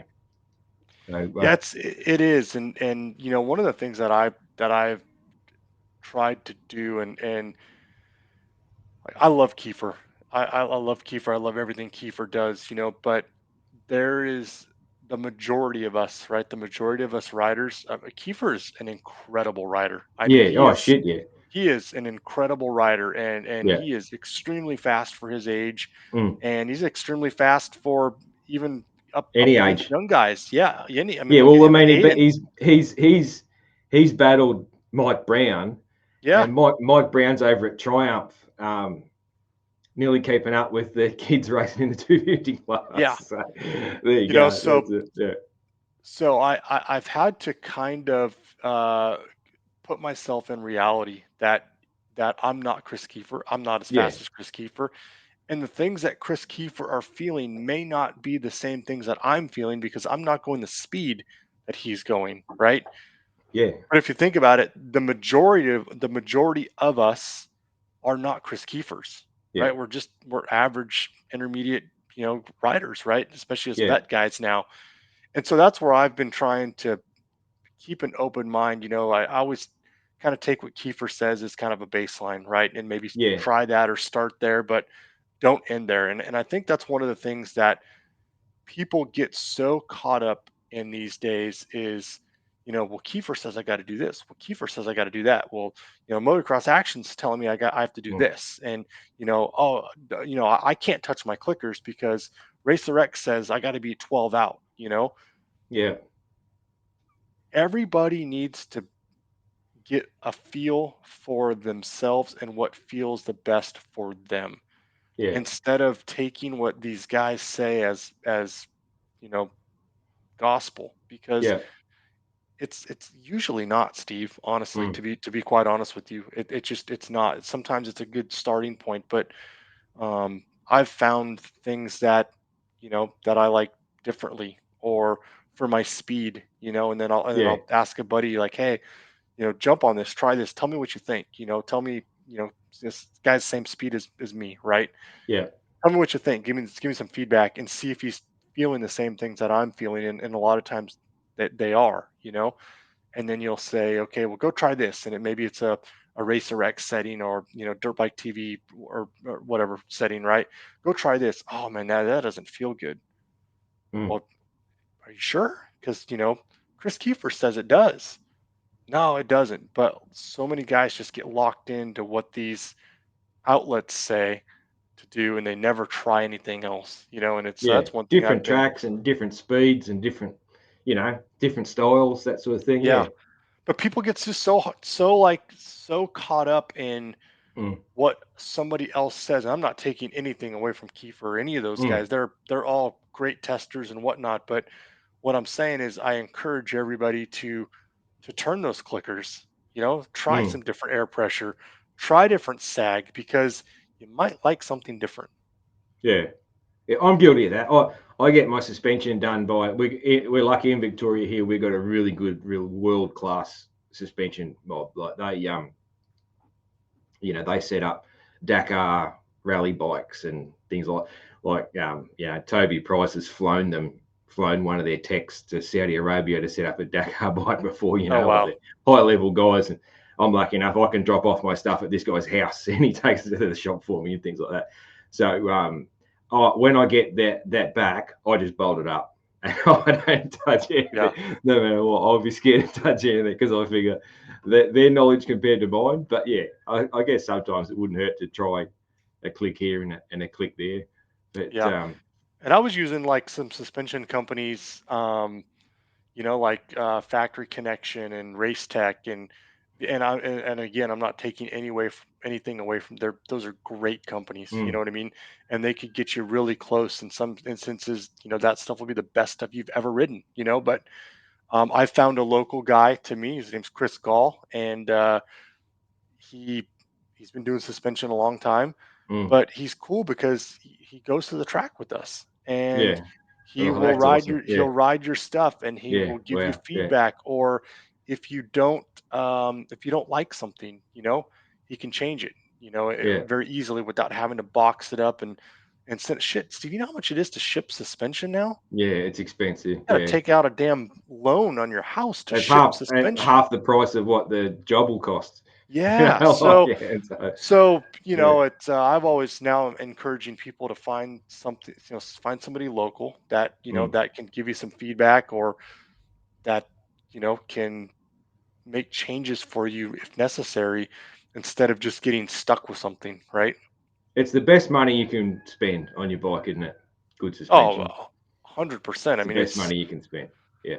that could make or break Oh, your. apart from burning fuel, just burning fuel and getting ride time in is probably the best. But after that, I'd say yeah, good suspension.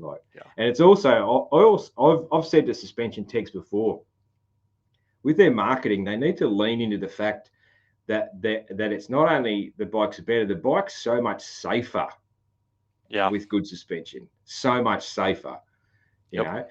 know, I remember saying to guys like, all these guys out there whose wives, they're scared about spending $1,000 on their suspension because they'll get in trouble with their wife. Well, if their wife knew how much safer that bike was with good suspension, Yeah. they'd say, "Oh, spend it. I want you to be safer." Yeah. I've, when things go wrong, in particularly, like if you, like I had to, probably the last time I was on a moto track there late last year, there were some guys there, and it was probably their first time ever on a motocross track. Yeah, you get that. And guys are welcome. We want people to come in and try that, but they probably needed to have a little bit more knowledge or a little bit more help before they went out on the track. And I had a guy almost nearly stop at the top of an up ramp, and I'm right up his clacker, right? Just along tabletop. So I had to basically turn on the up ramp at like speed to clear it and jump off the side of a tabletop, right? Shit. And I'm in the air, all I'm thinking is, please, no sprinklers. I'll be right if there's no sprinklers, is all that's going through my mind. And so I flat landed off it. And because I got good suspension on my bike, it was just fucking sweet. I just rode out of it. If I still had the stock stuff on it like that, oh man, I can't imagine how my wrists are feeling and all this sort of stuff, So it is safer, Suspension's crazy too, because like typically it's backwards, right? If you think your suspension's too soft, or I'm sorry, too stiff, it's actually too soft. And vice versa. It's always usually. It's funny, isn't it? I have had that explained to me, and it makes sense once it's explained. I won't try and explain it because I'm not the right guy to do that, but it is, it's not necessarily. I can remember it's hard and just backing all the clickers off, to try and then it's like, it's worse. Yeah. What's going on? This is shit, it's a funny. It's a funny thing, man. It's weird. My suspension guy, he's been, trying to get me to change the rebound. He's like, well, how, what are you out on the rebound? And I'm like, man, I don't know. I usually don't touch the rebound. It's just compression. He's like, man, speed up the rebound. It'll be plusher. And I'm like, really? And he's like, well, yeah, because the fork action will actually rebound back up into the plush part of the stroke. Yeah. Instead of, riding, down in the harsher mid stroke. Packing. That's what they call packing, isn't it? Yeah, it packs. It stays in. So I've been messing with my rebound now, and man, what a world of difference, Again, it's one of those things, you get so stuck into just one thing, thinking that that's good, and those damn suspension clickers are there for a reason. Yeah. Do you ever get in, Dan? Do you ever get into watching old races? Do you have a favorite old race to go back and watch? Oh man, no, I usually don't. I'm one of those weird ones, Steve. Like, even if if I didn't have to do the podcast on Sunday, there's times where if I miss the race Saturday night and I know who won, and because obviously you jump on Instagram, you see who won, and you see the the highlight reels and stuff. That's enough for me. I don't need to see any more than that. I have to force myself to go back and watch the race podcast so I know what the hell went on. Yeah, it's the opposite I can't, for whatever reason, get into watching the old races. There's sometimes what is that Instagram page? I just posted something the other day. They posted a race from Pontiac Dome or something. Yeah, there's a few. But some of those ones that are short. Probably Tony's. I think that was probably Tony Blazer. It could have been, Motocross. But it was when it was Ricky Johnson and Johnny O'Mara, and that was, I like watching some of those. Yeah. Some of those. Dude, those guys were so good back in the day. Like, they were so underrated. Like, they were good riders. Yeah. The 80s is my favorite era. Yeah, the 80s is my favorite era. That's when I got into it, and that's, I'll just love all those guys. Yeah. Love the whole thing about it. Love the bikes, everything. That's like, I've got a couple of 80s bikes in both in different stages of restoration. So, I absolutely love it. But yeah, I'm the opposite. Like, I don't miss a bit of any of the broadcasts. Sometimes if it's like an East Coast race, I might not see all the race day live, because then I'd get no sleep at all. So the broadcast, I'm up at 3 o'clock in the morning to watch it, that sort of thing. I might watch a replay of the mains if they were good or something like that. Yeah. And like when about I don't know, they're probably about 3 times a year that I have control of the remote control at home, and I'm going to sit still for a while because I don't sit still much. Um, it's pretty much straight to YouTube for old moto videos. So yeah, it's like, Yeah, the only time I'll watch like some of those is like if I'm in a hotel, yeah, I'm away, not at a no, race or yeah, something, and I got nothing to watch. I'll flip on YouTube and watch some of those old races and stuff. But I've actually really been enjoying some of these rider vlogs and, yeah, just kind of getting to know some of these guys yeah. that I don't already know, just kind of Mm. see what they do on the daily. It's kind of neat Yeah, there's what some they're good ones doing. out there. I like all that sort of stuff. Yeah, yeah. There's a lot of the privateer guys are getting into it and that sort of thing. And there's a lot of really good ones. Like Dinos and ACs are always great. Yeah. Yep. They're sort of the pioneers of it, maybe I guess, Yeah. and that sort of thing. But there's a lot of dudes doing some pretty cool stuff like that. Lets their personality out. Like Tristan Lane stuff's been really good. He's one that's Oh, doing I a didn't even know he had one. yeah. It's sort of he does like he's been doing this sort of a track walk. He vlogs the Okay. track walk and that sort of thing, and it's pretty funny. There's a lot of characters on that's I had Hunter Slosher on last week, and Yeah. yeah, it's a pretty cool team. That lot He's a of good dude. personalities, and a lot of characters. They have a lot of fun at Yeah. that next level team. Yeah, so that's that's a good one, man. What's your favorite ever bike of yours, and also your favorite ever race bike of a pro guy? Man, my favorite bike. Oh, you know what's crazy is I actually really liked my '09 KX250 Yeah, four stroke. For yeah, oh whatever yeah, yeah, reason, I love that bike. It's yeah. Well, that's much the same as what my main squeeze is. So yeah, yeah, mine's a 12, but the 12 is same chassis, same cases. Mine's yeah, just fuel injected. Yeah. So, but 250. yeah, You have a yeah, 250? yeah, Yeah, yeah. But that same plastic, same chassis, same look. Yeah, yeah. I loved yeah. that bike. That was a that was a really good bike. I actually really love. I really this kind of cliche, but my new 250 Cowie that I got. Well, let's see, it was a 21. Um, that bike right there changed the my riding and my enjoyment for riding because Yeah. my in let's see in 2000 I had that '09 Cowie 250 and then I bought a 12 450 Yep. um and then I've been on 450s ever since, right? And so, but I was getting older and you just can't ride the 450s as long Mm. and they're just heavy and they're a ton of power and just honestly, Steve, they're just not a lot of fun to ride, when the older you get and track gets rough, they're a lot to hang on to. And so um, I bought that Cowie 250 to just to slow myself down a little bit. And Mm. because the 450, man, it's got so much power. You could be lazy in a corner, come right out Yeah. and jump anything, right? Yeah. And so I felt like I was losing the edge a little bit. I was losing Mm. my skill a little bit because I was relying on the bike so much instead of like my skill set. Yeah. And so I got that Cowie 250, and honestly, that bike has really made me start enjoying riding again because they've got the new 250s have plenty of power Mm. to jump anything. They're manageable, they're smooth, they handle good, they're lighter. If you get into trouble on them, you can kind of correct yourself a little bit easier than a 450.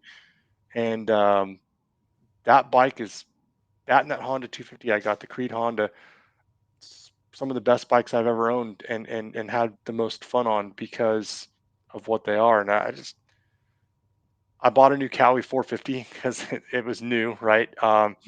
But I bought it because it was slow. Like it's a slow 450. Yeah. Yeah.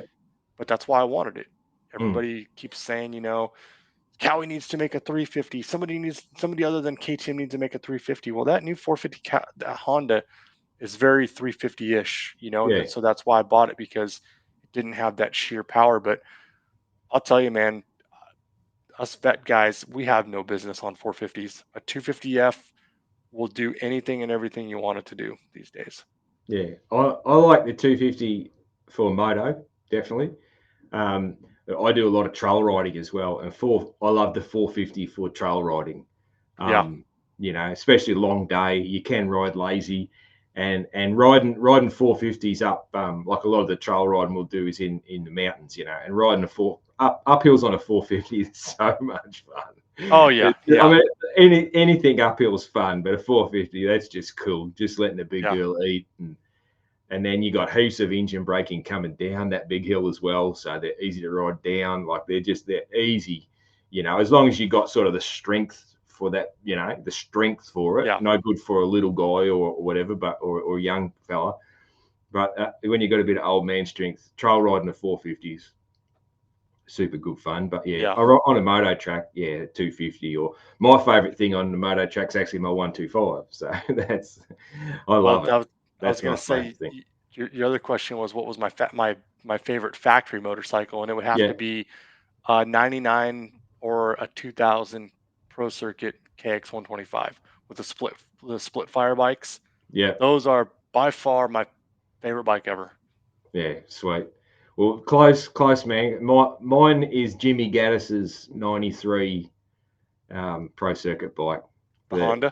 The 93. 93, so it would have been their very first or second year of the Cowie. Yeah. Number 69. Yeah, it's the one that was Mitch has that in the showroom, right? Yeah. No, I was standing right next to it when I was over there. Yeah, so that's my favorite. There's a lot up there, but that one, I don't know. I always just love that bike, and probably the fact that he was number 69 probably tips it over the edge as well. Because I'm number 569, so. Yeah, as well, which has actually got nothing to do with the sexual connotations, but it's legitimately a coincidence. But yeah, cool, man, cool. Hey, we'll move on to just some other just little questions.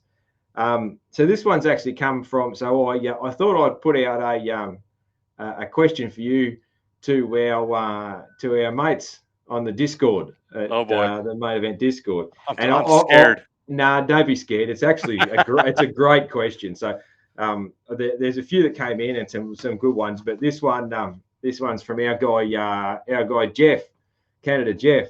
All right. And he said, what development in motocross bikes hurt the sport the most? And what development over the years benefited the sport the most? Man, it's a good one, isn't it? It's a good one. I'm still thinking about what my answer would be, but yeah. Yeah, I think honestly that I think the thing that hurt the sport the worst is 450s. I just don't think that there's any reason that they need that type of power on a motocross track or on a supercross track for sure, right? Yeah. When we look at some of the best racing we see is in the 250 class. Yes. So I think that the 450s, it's just too much. It's too much power, and for the size of these stadiums, it just doesn't make sense. So they hit Supercross triples in first gear. Yeah, they can triple out in first gear. That says everything, doesn't it? And again, it's like I stated earlier. It's the 450 takes a little bit of your skill away for an average guy like myself, because you can rely on the power. So I think if we had all 250s, I would love to see a class where the 250 class is like a limited class, right? Where it's a 250 with a pipe, and you run race fuel, and pretty much it, like fuel or something like that. Just bare bones minimum modifications, right? Yeah. And then you can have an open 250 class where it's more of you could even let the open class they could go 280s, or they could big bore them a little bit, just go insane, or like something. so. You could run like a works GP bike, right? Yeah, Do go what you want. crazy. Yeah, I think that'd be awesome too. Yeah, I would love to see that, because those things are faster than the 252 strokes were. That the by 450 far. Yeah. a modern 254 stroke Yeah. is faster. They don't necessarily feel that way to the average man because they're smoother, but peak horsepower, they are faster. Yeah. I think the thing that's amazing. benefited us the most is fuel injection and in electronics. I mean, Yeah. the fact that we can go out these days and hit a start button, and not have to clean carburetors and drain fuel. And I mean, so sure, you can still get bad fuel, but Yeah. it's the maintenance on these things is Good. just Yeah.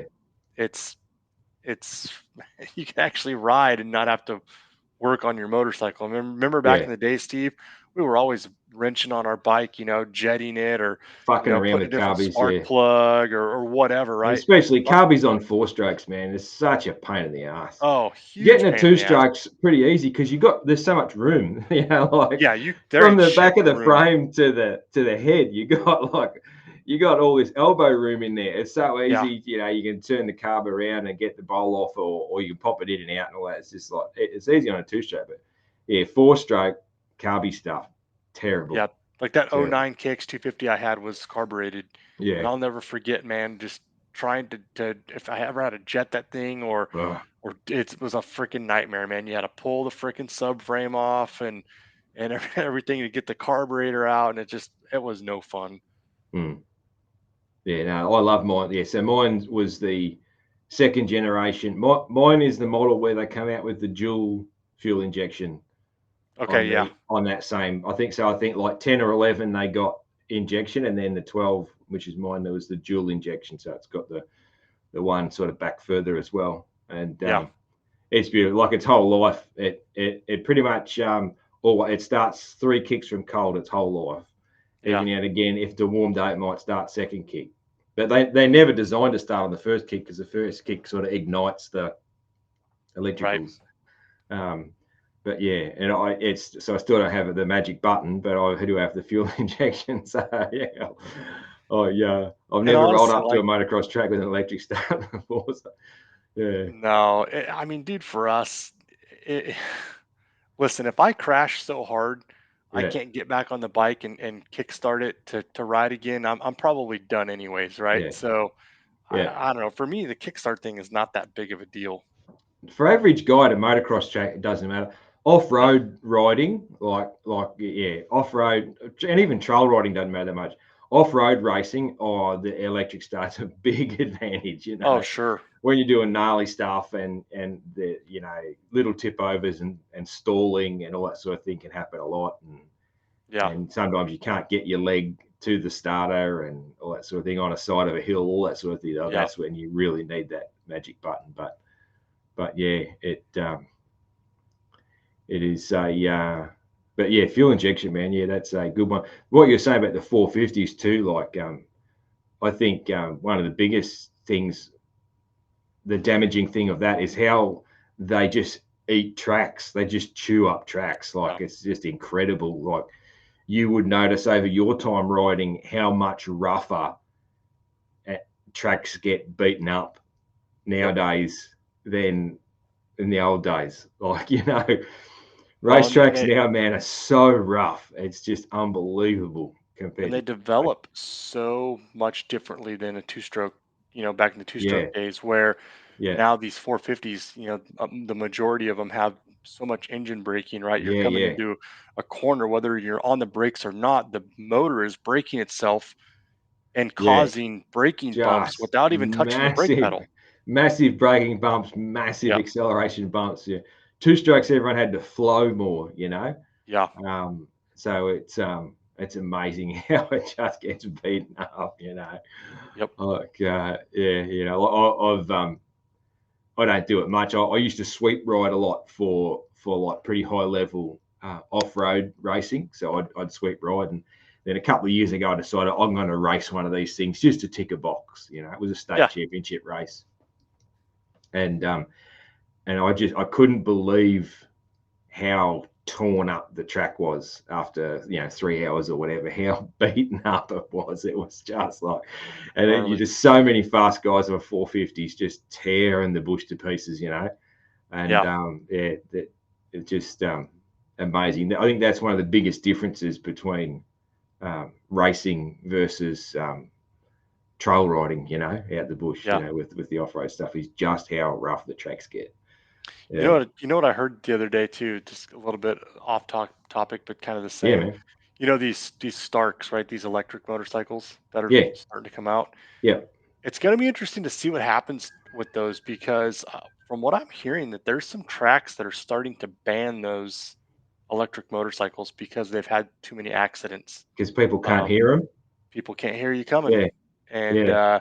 you cut over in front of somebody or whatever because you can't hear them, and Mm. these tracks are starting to see a lot of injuries, and Yeah. they don't want to deal with them. So that's going to be Because you interesting to see. rely on hearing people, like Absolutely. especially a ride day, especially I do, like, especially because I've like a really because of my back, I have limited, like, how far I can turn my neck. I'm like, I Yeah. can't look around and see who's following me real well. They've got to be pretty close before I can actually get my head that far to see them. So I Yeah. rely on hearing bikes. And if I hear a young bloke coming, I'll know, I'll hold my line, he'll go around me, that sort of thing. But if it's an electric bike and I'm diving in, I think I might take the outside line for something different, and the next minute, like, because I can't hear him. Yeah, it's funny you say that, because I was, a lot of people talk about, and it's true, access for practicing and that sort of thing in bushland that's close to an urban area is a benefit. But then I was, and I work and drive around a lot of areas that are just exactly that, Yeah. where there's no way you could take your 250F out there and ride. You'd be Sure. locked up in no time, But if you had an electric bike, no one would know you're there. But the thing is, the bunch of kids on their BMXs out there building dirt jumps aren't going to know you're out there either, Yeah. Yep. or the bushwalker or the girl riding a horse. They're not going to know you're out there either. So I can see problems with that too, and it even comes back to you would have had the same thing growing up in America, where bunch of kids with a small backyard, you'd play on the street. You'd be playing baseball or throwing the football on the street. We'd be playing cricket in the street, kicking the football in the street. It was just what you did. And if 100%. a car was coming, you could hear him from 2 blocks away, and you'd get out of his way. And if there was someone driving fast, being a dickhead, you could hear him coming from 6 blocks away, and you got out of his way. Whereas now, Granny's Prius, you can't hear that coming. And that Prius goes faster than those old loud cars did as well. So you can't hear these cars coming. No. Whereas I wouldn't, my kids are grown up now, but I wouldn't have. And I still took them out onto the road to do stuff, just because it was a bit of like, fuck you. When I was a kid, we played cricket on the street, so that's what we did, Yeah. And when they were little, we did have a small backyard, and we'd do that. And some people would think it's cool because it reminded them of the old days, and then some people would get pissed off because I was blocking the road, Yeah. But I just thought, well, bad luck. This is what Aussie kids do, Yeah. But yeah, that's the thing. These things, there is something to be said for being able to hear something coming. So many times trail riding, you'll come along and there'll be a lady bushwalking with a dog, and she's got the dog and she's off the track, out of your way, because she heard you coming.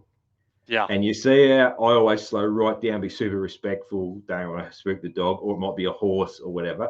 Yeah. But they've heard you coming and they get out of the way.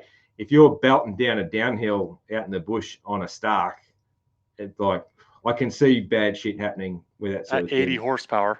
Yeah, I can see problems with that. Yep. And I am a little, I'm probably more than a little anti-electric, but I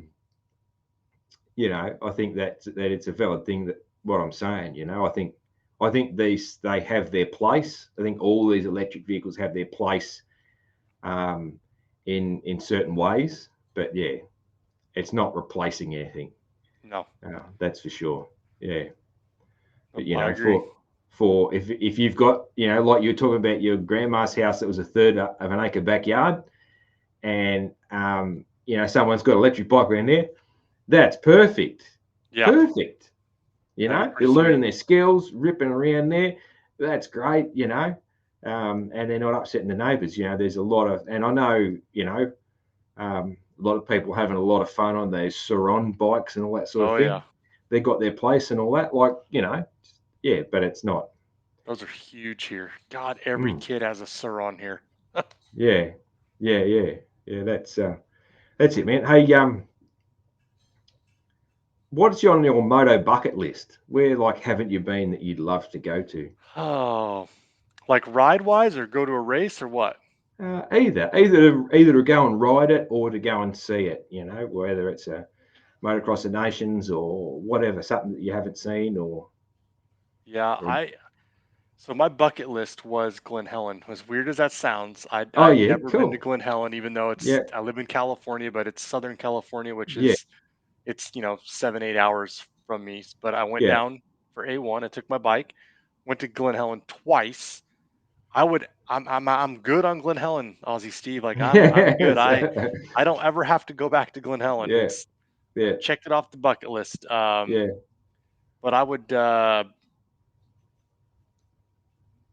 would love to ride Redbud.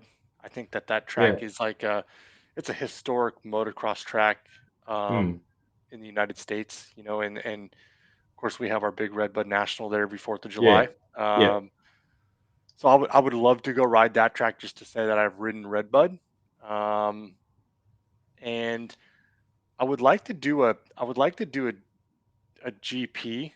I just don't know where. Like I've never been out of the mm, country. I've never been out of the yeah. United States. I've thought Um, about where you'd go for a GP before. Yeah, I just for whatever reason, I don't know why Singapore. I don't even think we have a Singapore GP. Indonesia, In a, which yeah, I'd give that a miss. yeah, I know for whatever reason I've But always yeah, wanted to go to Singapore. So I yeah, I have no idea why, but yeah. I don't I know don't know. much about Singapore other than I know it's very often the stopover on a Melbourne to London flight because I know Okay, my parents stopped over there a couple of times when they've been to yeah, England, back in the day. But I don't know much about it. Um, but yeah, I think for a GP, I reckon to really get the experience of the mad crowd and the passion, I think Italy or France is yeah, probably, if you think about when it's a motocross of nations, when it's in Italy or France, like it goes crazy. Like I think yeah. that's probably the place. I could probably do Italy. I don't think I Yeah, could do France because I don't know if I'd get along with the food in France. yeah. Like I could do spaghetti and pasta and Oh, stuff the in Italy, Italian but food would be the best thing you've ever eaten. Yeah, yeah. it's true. Yeah, that'd sway me too. I think. Yeah, yeah, But it would. I've been super fortunate to most all the Supercross rounds I've been to at least once. Um, I don't know, man. I've been very fortunate. Especially living in the United States and Mm, having the podcast and stuff. I've been so fortunate to hit some really cool races and see a lot of stuff. Which I think I said this on the podcast not too long ago. Um, Actually, I think when you were with us at Anaheim okay. One, Yeah, you kind of take it for granted sometimes, yeah, because it's so accessible here that we just take it for granted, and how much others like yourself that was the coolest thing when you were here, Aussie Steve, was just seeing your excitement, yeah, um, because you'd never been here, you never been A1, and like seeing it in your eyes or from your perspective was the coolest thing because it was like so refreshing because we yeah, just that's just a yeah. normal race for us. It's Mm, not a big deal, but that was really cool for me. yeah, man. It was it was fucking amazing, man. Yeah, it really was. Yeah, yeah. Well, I plan to go back, so I don't. Yeah, I don't have exact plans, but I plan to go back to America, though. Oh, That's for sure. So absolutely. yeah, absolutely. I kept the leftover American money. It's sitting in my wallet just over there. I haven't taken it back to the exchange. It's that was sort of a thing. I was like, oh, I should take that back to the exchange, and I was like, no, fuck that. Leave that sitting right there, and leave that money in there. Hey, So. the way it's going, Aussie Steve, that money ain't gonna be worth shit. So Yeah, do but something with it. ours follows yours. Like if yours goes shitty, ours will go shitty. Like we follow you. Yeah, Yeah. it's never much different. Like there was one, I don't know what was happening over there. There was one stage probably 10 years ago, maybe longer, where your dollar went like bad at where we had like parity for a few weeks, and it was like everyone was going online buying stuff from America. It was like, wow, deals. I remember I bought a box of parts from motorsport.com because it was like, wow, how cheap is this stuff, And it was a lot of the time it's things speak like vintage parts. We can't get them here. You got to get them from America. Oh, really? Yeah, yeah. Is it Um, just not the supply of or just vintage like stuff? new old stock parts and Yeah. things like that, or sometimes even aftermarket vintage parts. Yeah, there's just not the market here for it. Right. Like at the moment, I've been chasing since COVID. I've been chasing a new set of plastics for my Cowie, and I just want an all green set of plastics for it. Give a bit of a modern look, because it was For what, it your my 12? 12, yeah, yeah. It was just like, it's not that old. And I at one stage you could get no plastics for it at all for about a year. And then now you can get certain colors, but even just a green set of plastics, just like an all green, so it looks a bit more modern without the black plastic. Yeah. I still can't get that in the country. And that race Wow. from hell last year, I tore the side covers off it. I crashed and tore the side covers. I ripped the bolts off the whole show, and just trashed the bike. And so now I've got to get new plastics for it, as well as rebuild the motor and all the other damage that happened to it in that race. But and yeah, I think it's going to be have the black monster look again, because I can get black plastics for it here. I can't Yeah. get green ones. So it's a lot of the time, got to get parts from America, but the shipping's crazy. Oh, But I yeah. remember, that time where it was probably when was probably the global financial crisis or something like that. It might have been back then. Oh, 09. Yeah, it might have been that far back. Yeah, it might be more than 10 years. And it was like, people were going crazy, go online shopping for American stuff and getting it sent here because we could actually afford it for once, Wow. So, but yeah, Yeah, usually shipping stuff to Australia is insane. I don't. bigger stuff. Yeah, little stuff, you know, uh, little packages isn't super bad. But yeah, as soon as something like plastics, because of the front guard, it goes in a huge box. Yeah. So, I sent a toolbox to Brad West, to oh yeah, Westy, yeah, for Jason, because when Brad was here, he bought one or two boxes here, which is no big deal. But then they wanted yeah. one for Jason when Jason was in Australia, Mm, and Westy like begged me to ship it because I'm like, dude, I'm not. It's Westy. It's so much. It was like $450 to ship a yeah, toolbox with tools to yeah. Australia, and I'm like, I felt so guilty, and I'm like, dude, I really don't. He's like, it's all right. I want your box, and I'm like, Mm, okay. So I ended up shipping it to him, but man, couldn't believe how much it was. mm. Yeah, it is crazy. That's the tough thing. Yeah, like usually, like what I'll do is or what I used to do is motorsport used to have a deal going. If you spent more than $400, you got this international shipping deal. They must have had a deal, and Yeah, it was really good. I think it was like $40 or something. It was something crazy cheap. yeah. So I would wait till I needed enough parts for the vintage bikes, and I'd get this, and that meant, was that Christmas when that would turn up. Like, it was like, Oh wow, yeah. this is the best thing ever. It's all these vintage parts, and but yeah, Yeah, but I mean, I source vintage parts all over the world, but America's the hot spot for it, Yeah. It's weird. It seems like a lot of vintage stuff comes out of like England England's pretty area. good too. Yeah, England Yeah. is pretty good, but England, the exchange rate is worse because the pound's worth so much. It's just insane. Yeah. You got no hope. Like that, we're usually like 65 cents in your dollar, whereas the pound will be like we'll be like under 50 cents to the pound. Really? Like, yeah, Wow. the pound's usually got way more valuable than our dollar. So yeah, it's stuff from England. You got to really need it. Yeah. Yeah, man. Hey, road trip question that I like to ask people. So instead of the Bat Bros, because I'd hope you'd say the Bat Bros. So for anybody who doesn't know what that means DB and Joe. Who would you want to go on a road trip with?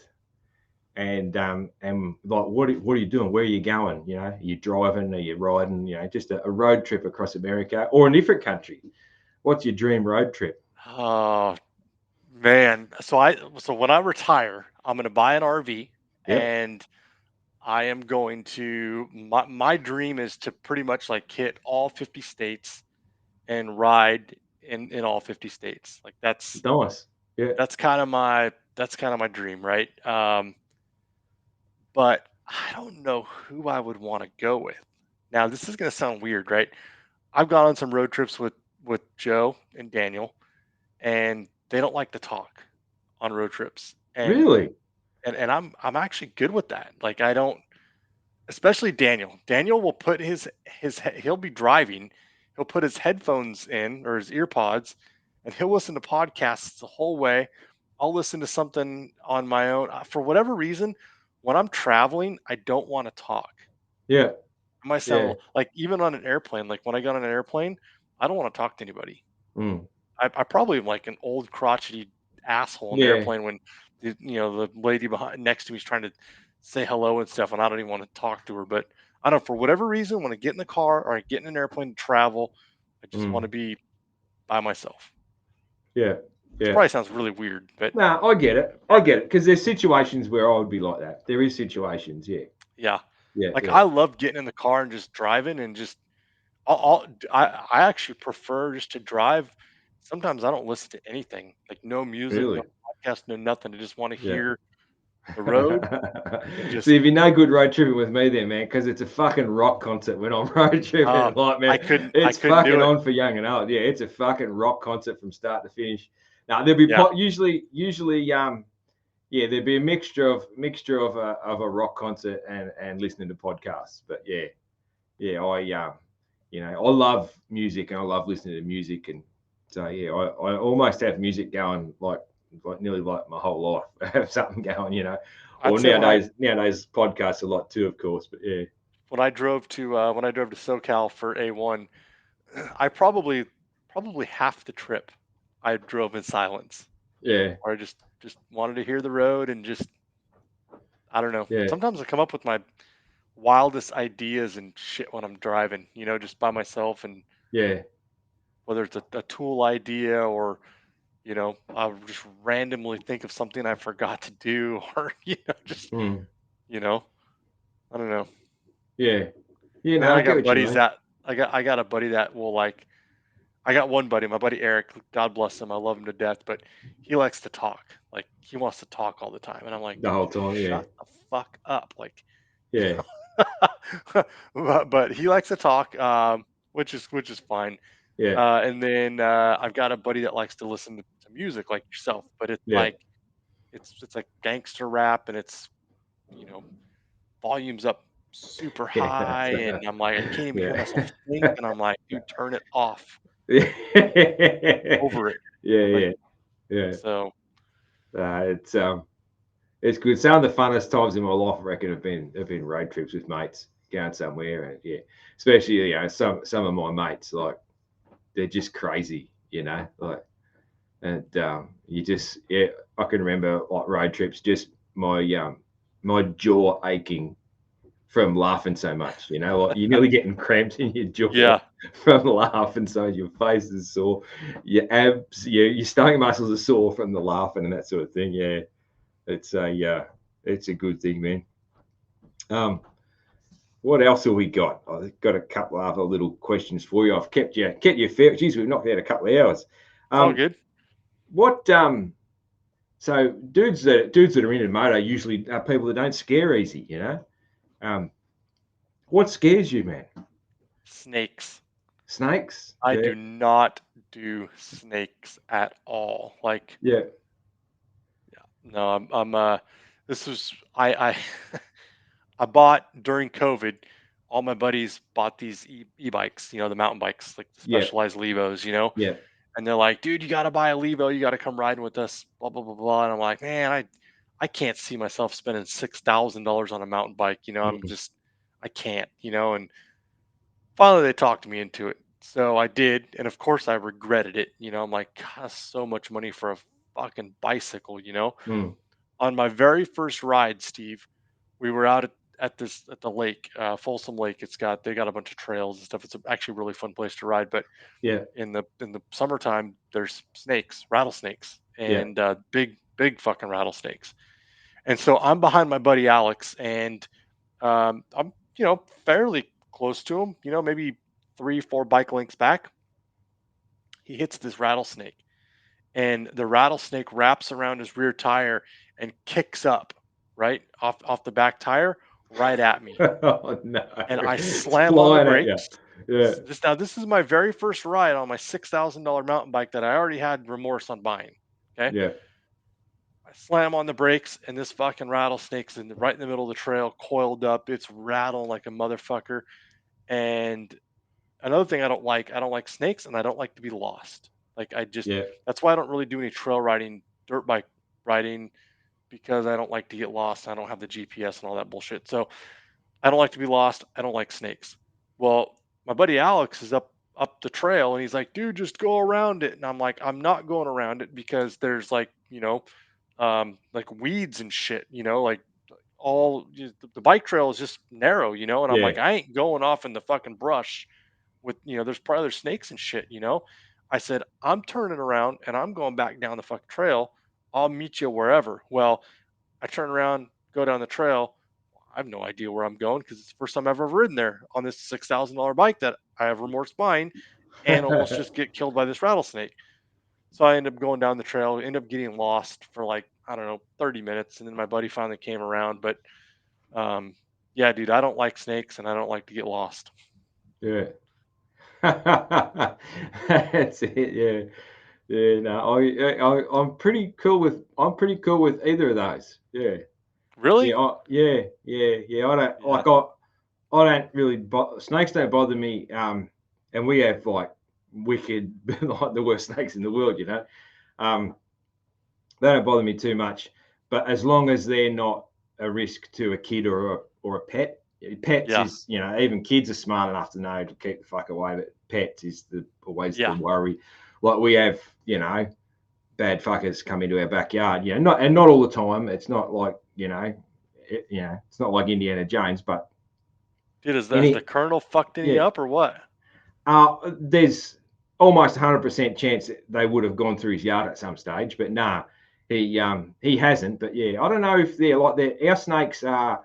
They're not really big, and they're very quiet and sort of timid. They're only defensive. Like they wouldn't go out of their way. Like they would probably see the colonel and fucking about face and fuck off and go a different direction. Like Yeah. they're not. When pets and that get bitten by them is usually because a dog has like cornered one or something like Yeah. that, or a dog's attacked one and that sort of thing. And usually when people get bitten is because they've stood on one. Yeah.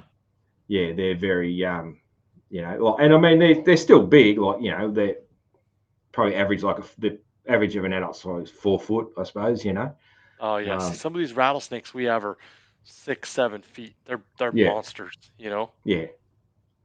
But yeah, that's, I'm not, yeah, I just worry about the dog, really. I'm not too fussed about otherwise. But sort of growing up here, you just, when you're out the bush, if you're out the bush and it's warm, you walk around looking at the ground. You don't, or you ride your Yeah. bicycle, you're looking at the ground, you're looking for them, Yeah. And when I go out on my bicycle, on the push bike in the summer, and I'm along the side of the road, like a lot of it, shitty country roads, like I'm right on the edge of the road, and then there's just dirt and weeds, you always got to be pretty mindful, because you'll have one just come out across the road right in front of you, and things like Yeah. that. But no, I'm not sort of bothered by them in that. And yeah, I'm definitely a person who I'm probably the opposite of someone who minds getting lost, because I'm an adventurer, man. I'll just fucking go somewhere, and like Well, yeah, you I'll got just lost fuck in off and go Compton somewhere. picking up a van. Yeah, I'll just go somewhere and figure it out, like Yeah. it's been like I'd go off, used to go off trail riding all day on my own, and if it's a sunny day, it's easy, man, because you can judge where you are from the sun.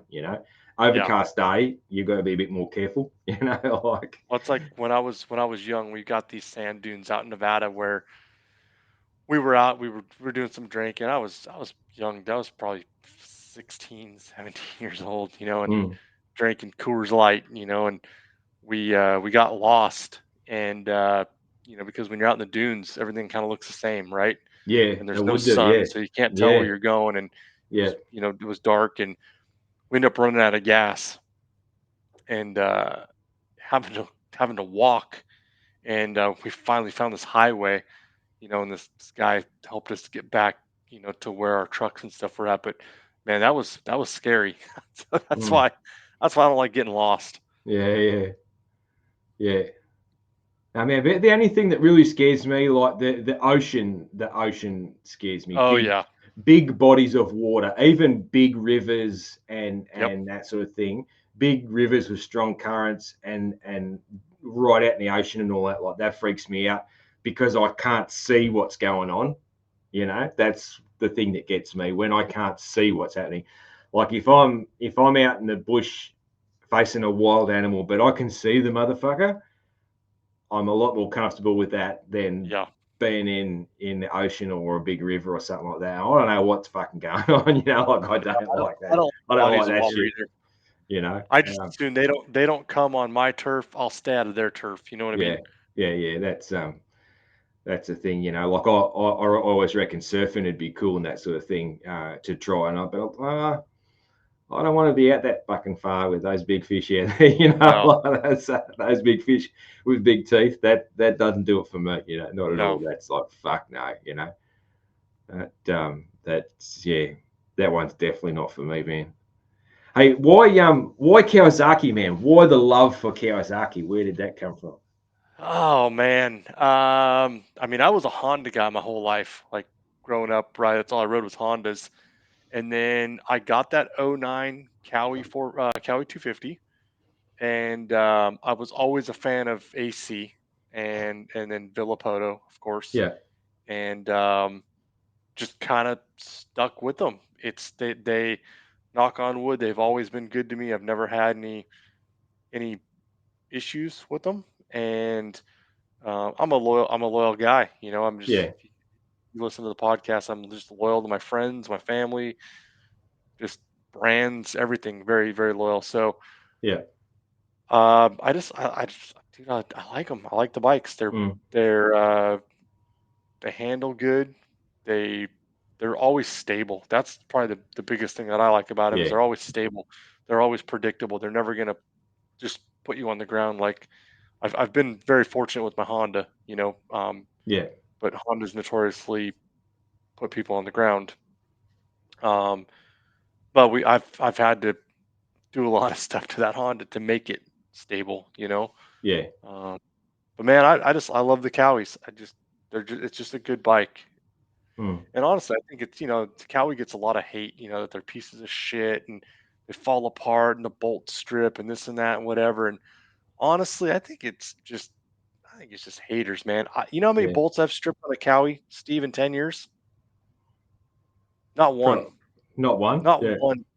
You know? I yeah, think it's just Yeah. People not using the right tools or Well, in a hurry, or yeah. everybody uses power tools these days, Yeah. their little impacts and shit, and they're starting stuff with Yeah. impacts, and that's a recipe for disaster, no Yeah, matter man. what like Well, shit it is. my Cowie, 400 hours, 400 plus hours. Like I've lost count, man. Now I just count from one rebuild to the next, because I don't Yeah, know. I lost, stop counting at 400, And 400 hours. That's I've never had an insane. hour meter on it. I used to have a blackboard in the shed, and when I come home, I'd write the hours on, and then and when it got to 30, because originally I was doing 30-hour rebuilds, like the book said, and then I was Yeah, like, everything looks fucking brand new, and I ended up going out to 60 in the end. Like I think I yeah, did like 45, and then 60-hour rebuilds, because I'm easy on the bike too. Like everything's coming out perfect. sure. Um, and I would do that, and then I would keep a tally of how many rebuilds and how many 30-hour or 60-hour blocks and all that. And now I don't know, but yeah, got to 400. I was just like, just count between rebuilds. And the man, I have stripped 2 bolts on it. One was 100% my fault, because I fucking did use it. I was in a hurry to a quick air filter change, and I used the fucking gun on the seat bolt Oh and shit. and fucked it. So that's my fault. Yep. 100%. No blame on the bike. And the other one, the blame on it is when I went through my steg pegs phase. So Oh, yeah, when I went through my steg pegs phase, the way the steg peg mounted was sort of janky on one side of the bike, and it put a huge amount of force on a small subframe bolt where it went, and it didn't line up quite right, and it was always fucking putting all this tension on that. Ended up sort of more like just sort of fucking the hole rather than stripping it, and that yeah, was because of the steg peg, because the sure. steg peg mounted to the main subframe bolt and then a side cover bolt, and that, which is Yep. a tiny little bolt, Yeah, just a little six because yeah, millimeter. I went through steg peg stage and fucked that one. So I think that has a helicoil in it, and the seat bolt one, I've just got a longer bolt and a nut on it, because Yeah. I don't really love helicoils, but yeah, so neither of them were the fault of the alloy. So I think if you're stripping bolts in anything, it's probably your own fault, Yeah, like it's. totally. Um, If you were to buy a new bike, Steve, what would you get? ooh, so because of loyalty, I would get a Honda, because so I've always been loyal to the best dealer in the town I've lived in. So when I lived down in the mountains, the best dealer around was the local Kawasaki dealer, and so I rode Kawasaki's. That's where I bought the one I've still got brand new.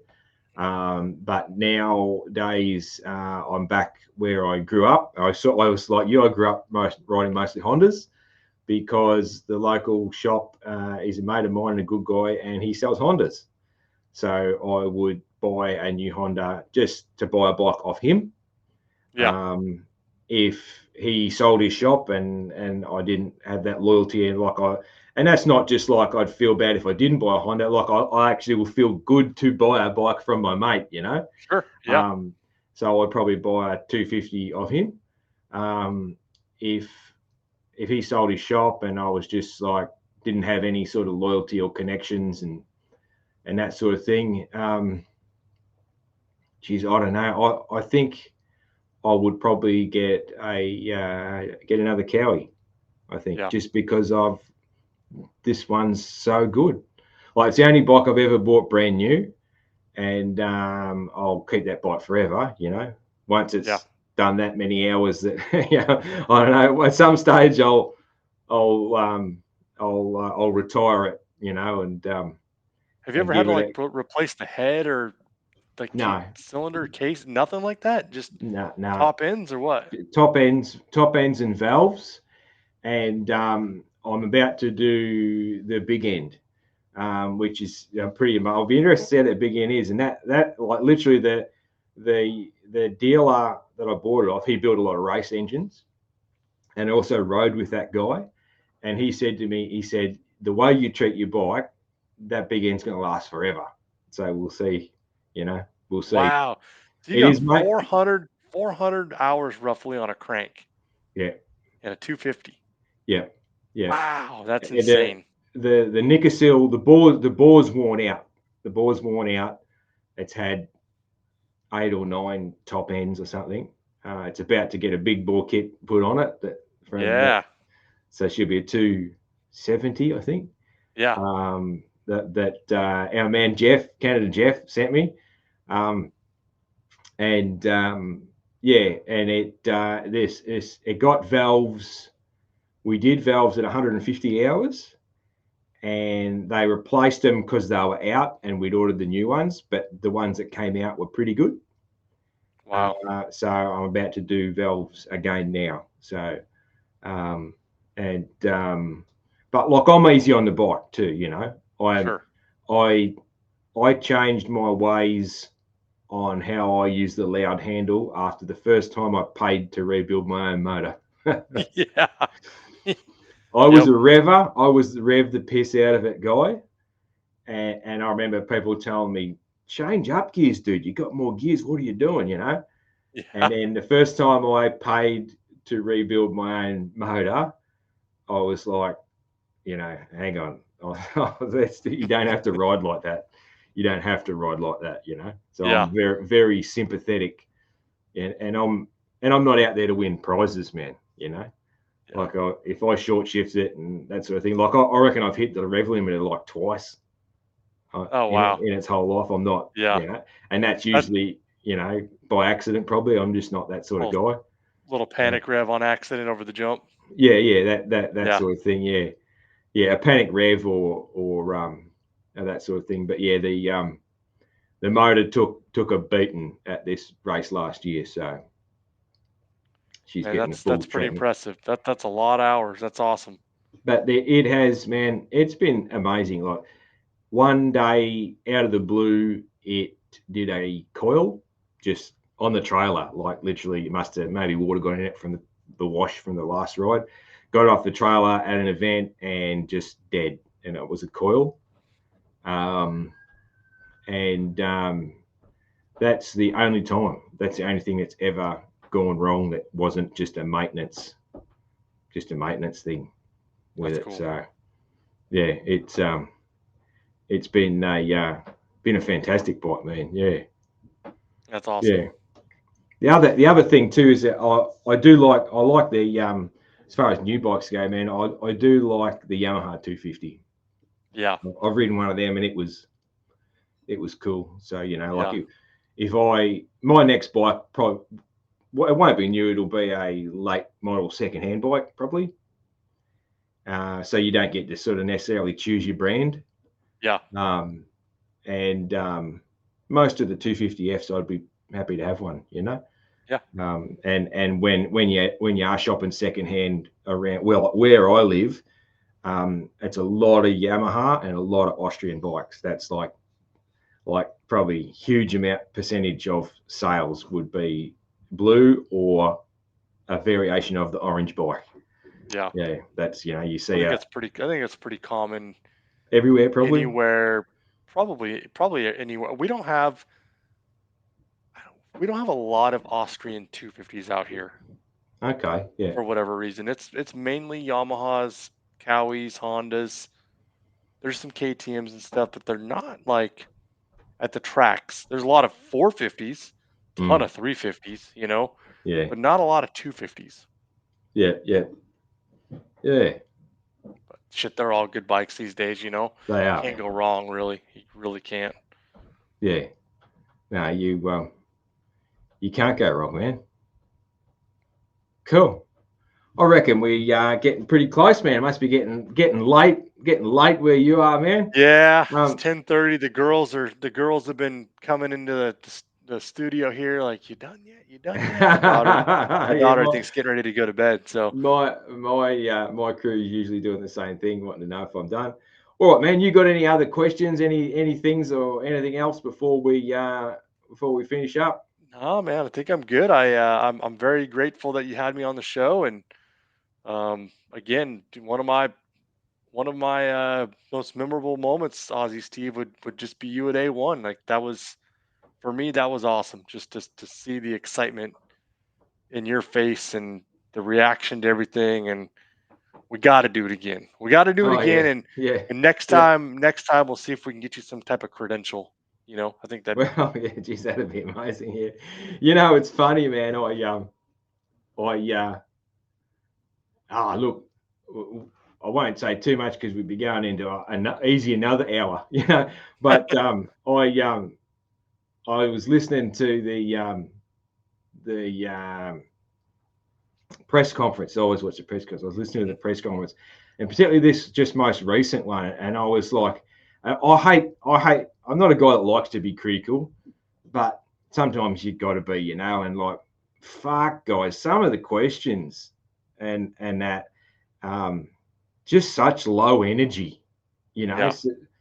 It's not maybe not even the topic of the questions, but like, I think if you're going to ask questions, like, get your fucking energy up a bit. Like, the room's like a fucking morgue sometimes, you know. It's like, you know, like, and honestly, man, I'm not pissing in your pocket at all. Your questions are really good when you've done them, and Dark Side's questions are really good. Gypsy's questions are really good, but geez, some of the others there, like, fucking lift your game a bit. I think, you know, like, Yeah. so I always think, what would I ask? You know, not that I'm going to be doing It's it, but it's I would think, it's what would I ask? And I've always got yeah. something that's just more interesting, probably a bit weird, but you know, I think they could make the presses just way more interesting and fun. It usually gets fun when someone asks a fun question and the writers start laughing and talking amongst themselves and all that. It ends up being really good, doesn't it? You Yeah. know, like that's the sort of It's the tough. It's energy. Yeah. tough to find a fine line because it's Mm. a lot of the guys ask kind of the same shit over and over. Yeah. So, how was your night? Yeah. Yeah. It's that's what's tough for me. And I'll be honest, like it's a long day Yeah. for when I go to the races. It's a long day, and by the time the end of the race is over, like I'm kind of Shit. done. I'm tired and I'm usually Yeah. hungry. DB's ready to go. He's like, "Let's go." So I Yeah. have actually haven't been to many press conferences this year at all. Yeah. And then we have the Zoom ones where I could get on the Zoom ones, but Mm. again, by the time the questions come around for the people that are on Zoom, all Mm. the good questions are typically taken already, or there's just not anything good to ask. And last thing I want to do is ask a stupid question just to take up these guys' time. Yeah. It's 11 o'clock at night. They're fucking tired. They've been at the Yeah. race. They just put in a 20-minute main event, and the last thing they want to do is answer stupid questions. So Yeah. I just don't find a lot of value in them. I wish somehow, some way they would figure out a different way to do the press conferences. Mm. Maybe not even do a press conference after Yeah. the race. Maybe it's a press conference that they do on Monday or something. Friday or Monday, or I don't Yeah. know if that how that Do, works if you do it on a Monday, do but do get the riders on Zoom on a Monday or something when they're a bit more refreshed. You know, they're not yeah. just, you know, And that's the one thing about our that might sport be better. that's Yeah. tough, because it's like you can either go to the press conference or you can go to the media scrum. And the Mm. media scrum is basically where all the other riders are supposed to go for interviews. And you will have the six guys in the press conference, the top three from each class. Yep. When they're done at the press conference, they're gone. Like Yeah. you're not talking to them. You're No, not getting an that's interview right. Yeah. from them. They've had enough. And Yeah. Which is fair enough. yeah, absolutely. And then in the media scrum, you get maybe one, two, three guys at best, you know, Mm. and no knock on the privateers. Like I love our privateers and stuff, but the majority of the listeners and the public, right? They want to hear from the hitters. They Mm. want to hear from the Aaron Plessingers or the Ken Roxons if they don't make a podium, or you know, um, the top guys, if you Mm. will, and they don't show up. Yeah. They just don't show up. And it's like, I love Josh Cartwright, love Logan Carnow, love, Cade Clayson. I love all those guys are great, but you know, I just don't think that that I don't know how to say this Mm. properly. I just don't think that the majority of the people want to hear from just those guys, Yeah. right? And those are the guys that are showing up. So it's tough. Feld needs to do something where they're mandating these riders to show up to these media scrums and do media. But I don't think doing it after the race on a Saturday night Yeah. is the appropriate place for that. I When just they're don't. fucking exhausted. Yeah. No, they Yeah. need to. They need to almost mandate it. Maybe it's Saturday morning, Steve. Maybe it's Yeah. Saturday morning before the race Maybe. where Yeah. you have a media scrum and everybody shows up from every team to do media. Yep. Because media days on Fridays, you have 2 to 3 teams at best that are Yeah. there doing media, and that's all you're gonna see or talk to. Mm. Um, there's certain rules that say that you're not supposed to go from truck to truck to do interviews and media, which we know some people do Yeah. because they got to do what they got to do, right? They're That's right. Yeah. making a living doing this, right? Mm. But I try to respect all the rules and try to follow the rules. That thankfully, we don't do the podcast specifically to make a living, Yeah. yet. Yeah.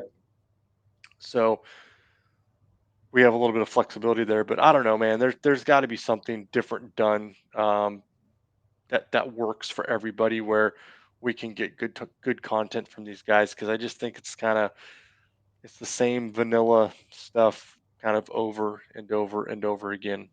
It is a little bit. Yeah. Yeah. Yeah. I think people probably a lot of the time people are they're scared. They're scared to ask something different. I think they're stuck in that. Well, These are the see, safe questions. I'm scared well, to ask something different. So and they do that because and that's one of the reasons that I've been able to ask some of the questions that I ask is because yeah. I don't really have to worry about pissing somebody off, Yeah. right? Yeah. Somebody gets mad at me, I don't give a shit. But Yeah. if Michael Lindsay goes and pisses somebody off, which he has, God Yeah. bless him, but he goes and pisses somebody off, and now he's not allowed in their truck, or he's Yeah. not allowed in And that's his their pit. business. That's his That's what he main thing. That's does. the Yeah, yeah. that's what he does to make a living. So Yeah. there's a fine line those guys have to walk Mm. to be respectful, not ask questions that may get them in trouble or piss somebody off because they do need to maintain that relationship. And furthermore, I think our sport needs to loosen up a little bit. I don't think that it needs to be Mm. so secretive like it is, Yeah. and so hush hush, and they're so damn sensitive. You can't Yeah. I don't get ask it. them anything because they get their feelings hurt, and it's like you guys are professional athletes. Act like it. You're making a lot of money doing this, Yeah. and you have a responsibility to answer questions from the media and the fans, and Mm. it's their brand, right? And I Yeah. think that's where you see some of these guys like Dean Wilson, Aaron Plessinger. They Yeah. don't win every week, but Yeah. people love them because they're personable. You Yeah. can talk to them, Absolutely. you can ask questions to them, they'll answer you. Yeah. They're an open book. And man, if some of these other riders would take note Mm. of some of the guys like that, God, they'd be worth so much more. I wrote an article. Oh, they're banging my elbow on the desk there.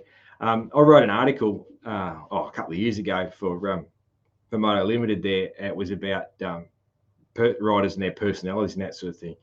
And I used different examples and that sort of thing. And one of the examples I used for a rider who's not the fastest guy out there, but carved a really, really good presence in the sport for himself, the Seven Deuce Deuce, right? So, Yeah, like, he's a great example.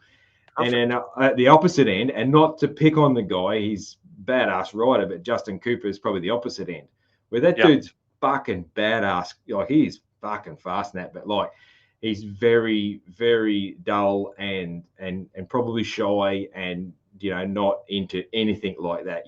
He's it's got like the and personality of a wet dish rag. Yeah, so after their sport's done, Cooper will have had a vastly more successful career than Adam had, than the Seven Deuce Deuce. But the Seven Deuce Deuce is going to already he would have doors opening for him everywhere to be Yeah. involved in the sport and working. And he's on TV for monster trucks at the moment. It's only a matter of time he's on TV for something to do with dirt bikes. Yeah. Because of his personality. And he's actually someone I want to get on the show. I want to talk to him. Seven Deuce Deuce. He's a good. He is a good dude. There's I reckon nobody me and him more. would get on real well. Yeah. There's no more genuine people than the Seven Deuce Deuce and Aaron Plessinger. I'm telling you, Aaron Plessinger and Adam are exactly how they are behind the camera as they are just having dinner with them. They're just down to earth, legit, genuine people. Yeah, that's what I like. Yeah, and and then when Justin Cooper's finished,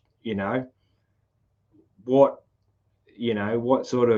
what is there in the sport for a guy with his communication skills and his sort of presence and that sort of thing? Like, sadly, I can't think of anything. Yeah. He can't. He's not going to. Coach, maybe a coach. Maybe if he can open up in that environment, he might be good at that coaching. Maybe with a small group, that sort of thing. And not wanting to pick on the guy, but it's just personality counts. But I also think it's okay that it counts too, because it's having a good personality and being confident and that sort of thing. It's a skill like any other skill. So if you have that, you should use it to your advantage, So absolutely. Just like if you can throw a football or ride a dirt bike fast or whatever, your personality is a skill. It's something that you can use. Yeah, absolutely. That's it, man. Let's finish up. So, Aussie Steve, thank you so much. Couple of things, man. Couple of things. Give us your best Aussie accent. Oh, I can't even do one. I've tried. Nick and Trent have tried to get me to do it. I can't even do it. Hey, you can't give us another shrimp on the barbie or one of those. Give me another shrimp on the barbie. See, mine's more like English. British. Yeah, you sounded British. Yeah, that's a lot. It's funny. A lot of Americans when they try and do the Aussie accent, they do sound a little British. Yeah. Oh yeah, I fuck it up. That's funny. No, that's all right, man. It's just I wish I had your guys' accent, dude. You guys, the chicks love the Aussie accent. Like that's over there. I guess they do. Even Nick. Yeah. Like Nick, I could barely understand Nick sometimes. Sometimes I'm like, Nick, you got to take the dick out of your mouth and talk. Like talk. But even my wife, she'll be like, dude, I love Nick's accent. I'm like, you can't even understand him. Like, you guys have the best accent. Yeah. It's funny, like it's just normal to us. But people like it. People seem to like mine, a lot, because I have a very broad sort of ochre. Some of my accent, they sort of call it like an ochre accent or bogan accent. I have a very sort of broad Aussie country accent, so which runs in the family. Like if you got my son or my dad on the phone, you wouldn't know that it wasn't me. It's fucking amazing. Really? Oh yeah, like three of us exactly the same. Like, that's awesome. Yeah. So that's like Trent. Trent's accent is real clean, and like yours is real clean, and But man, Nick, oh, our boy Nick. Yeah, Nick's because like all Aussies we talk or we can talk a bit fast. Nick's a fast talker a lot, like he gets into that fast Aussie. Like you always, if you get a group of Aussie blokes drinking and talking, it gets faster and faster and faster. You wouldn't know what the fuck we're saying. Like you got me and my mates after a few beers and we're telling stories, like it just gets faster and faster, and all the words start to merge into each other. Yeah. And the only people that can understand you is your mates, and your kids understand because they're used to hearing you. And they develop that same accent. But it's funny. That's awesome. All right, man. I'm going to kick into a bit of Kenny Rogers to finish off. if you know the words to the chorus, man, you can fucking join in when it comes around. All right. Thanks, Steve. Let's get into it. So I handed him my bottle, and he drank down my last swallow. Then he bummed a cigarette and asked me for a light. And the night got deathly quiet, and his face lost all expression. Said, if you're gonna play the game, boy, you gotta learn to play it right. You got to know when to hold 'em, Know know when to when to fold fold 'em. 'em, know when to walk away, know when to run. You never count your money. When you're sitting at the table, there'll be time enough for counting. When the Dude, I dealing's don't know. done. Dude, That's the right. hey, well, Thank you don't even have an accent when you sing. hey, That's I'll put legit. that's it, man. Good Thank you stuff. very much. Thank you very Thank much, you. Dan, for coming on the show. It's been a pleasure to have my good friend Dan Colvin on the show. Cheers, man. Thanks, buddy. Thank you.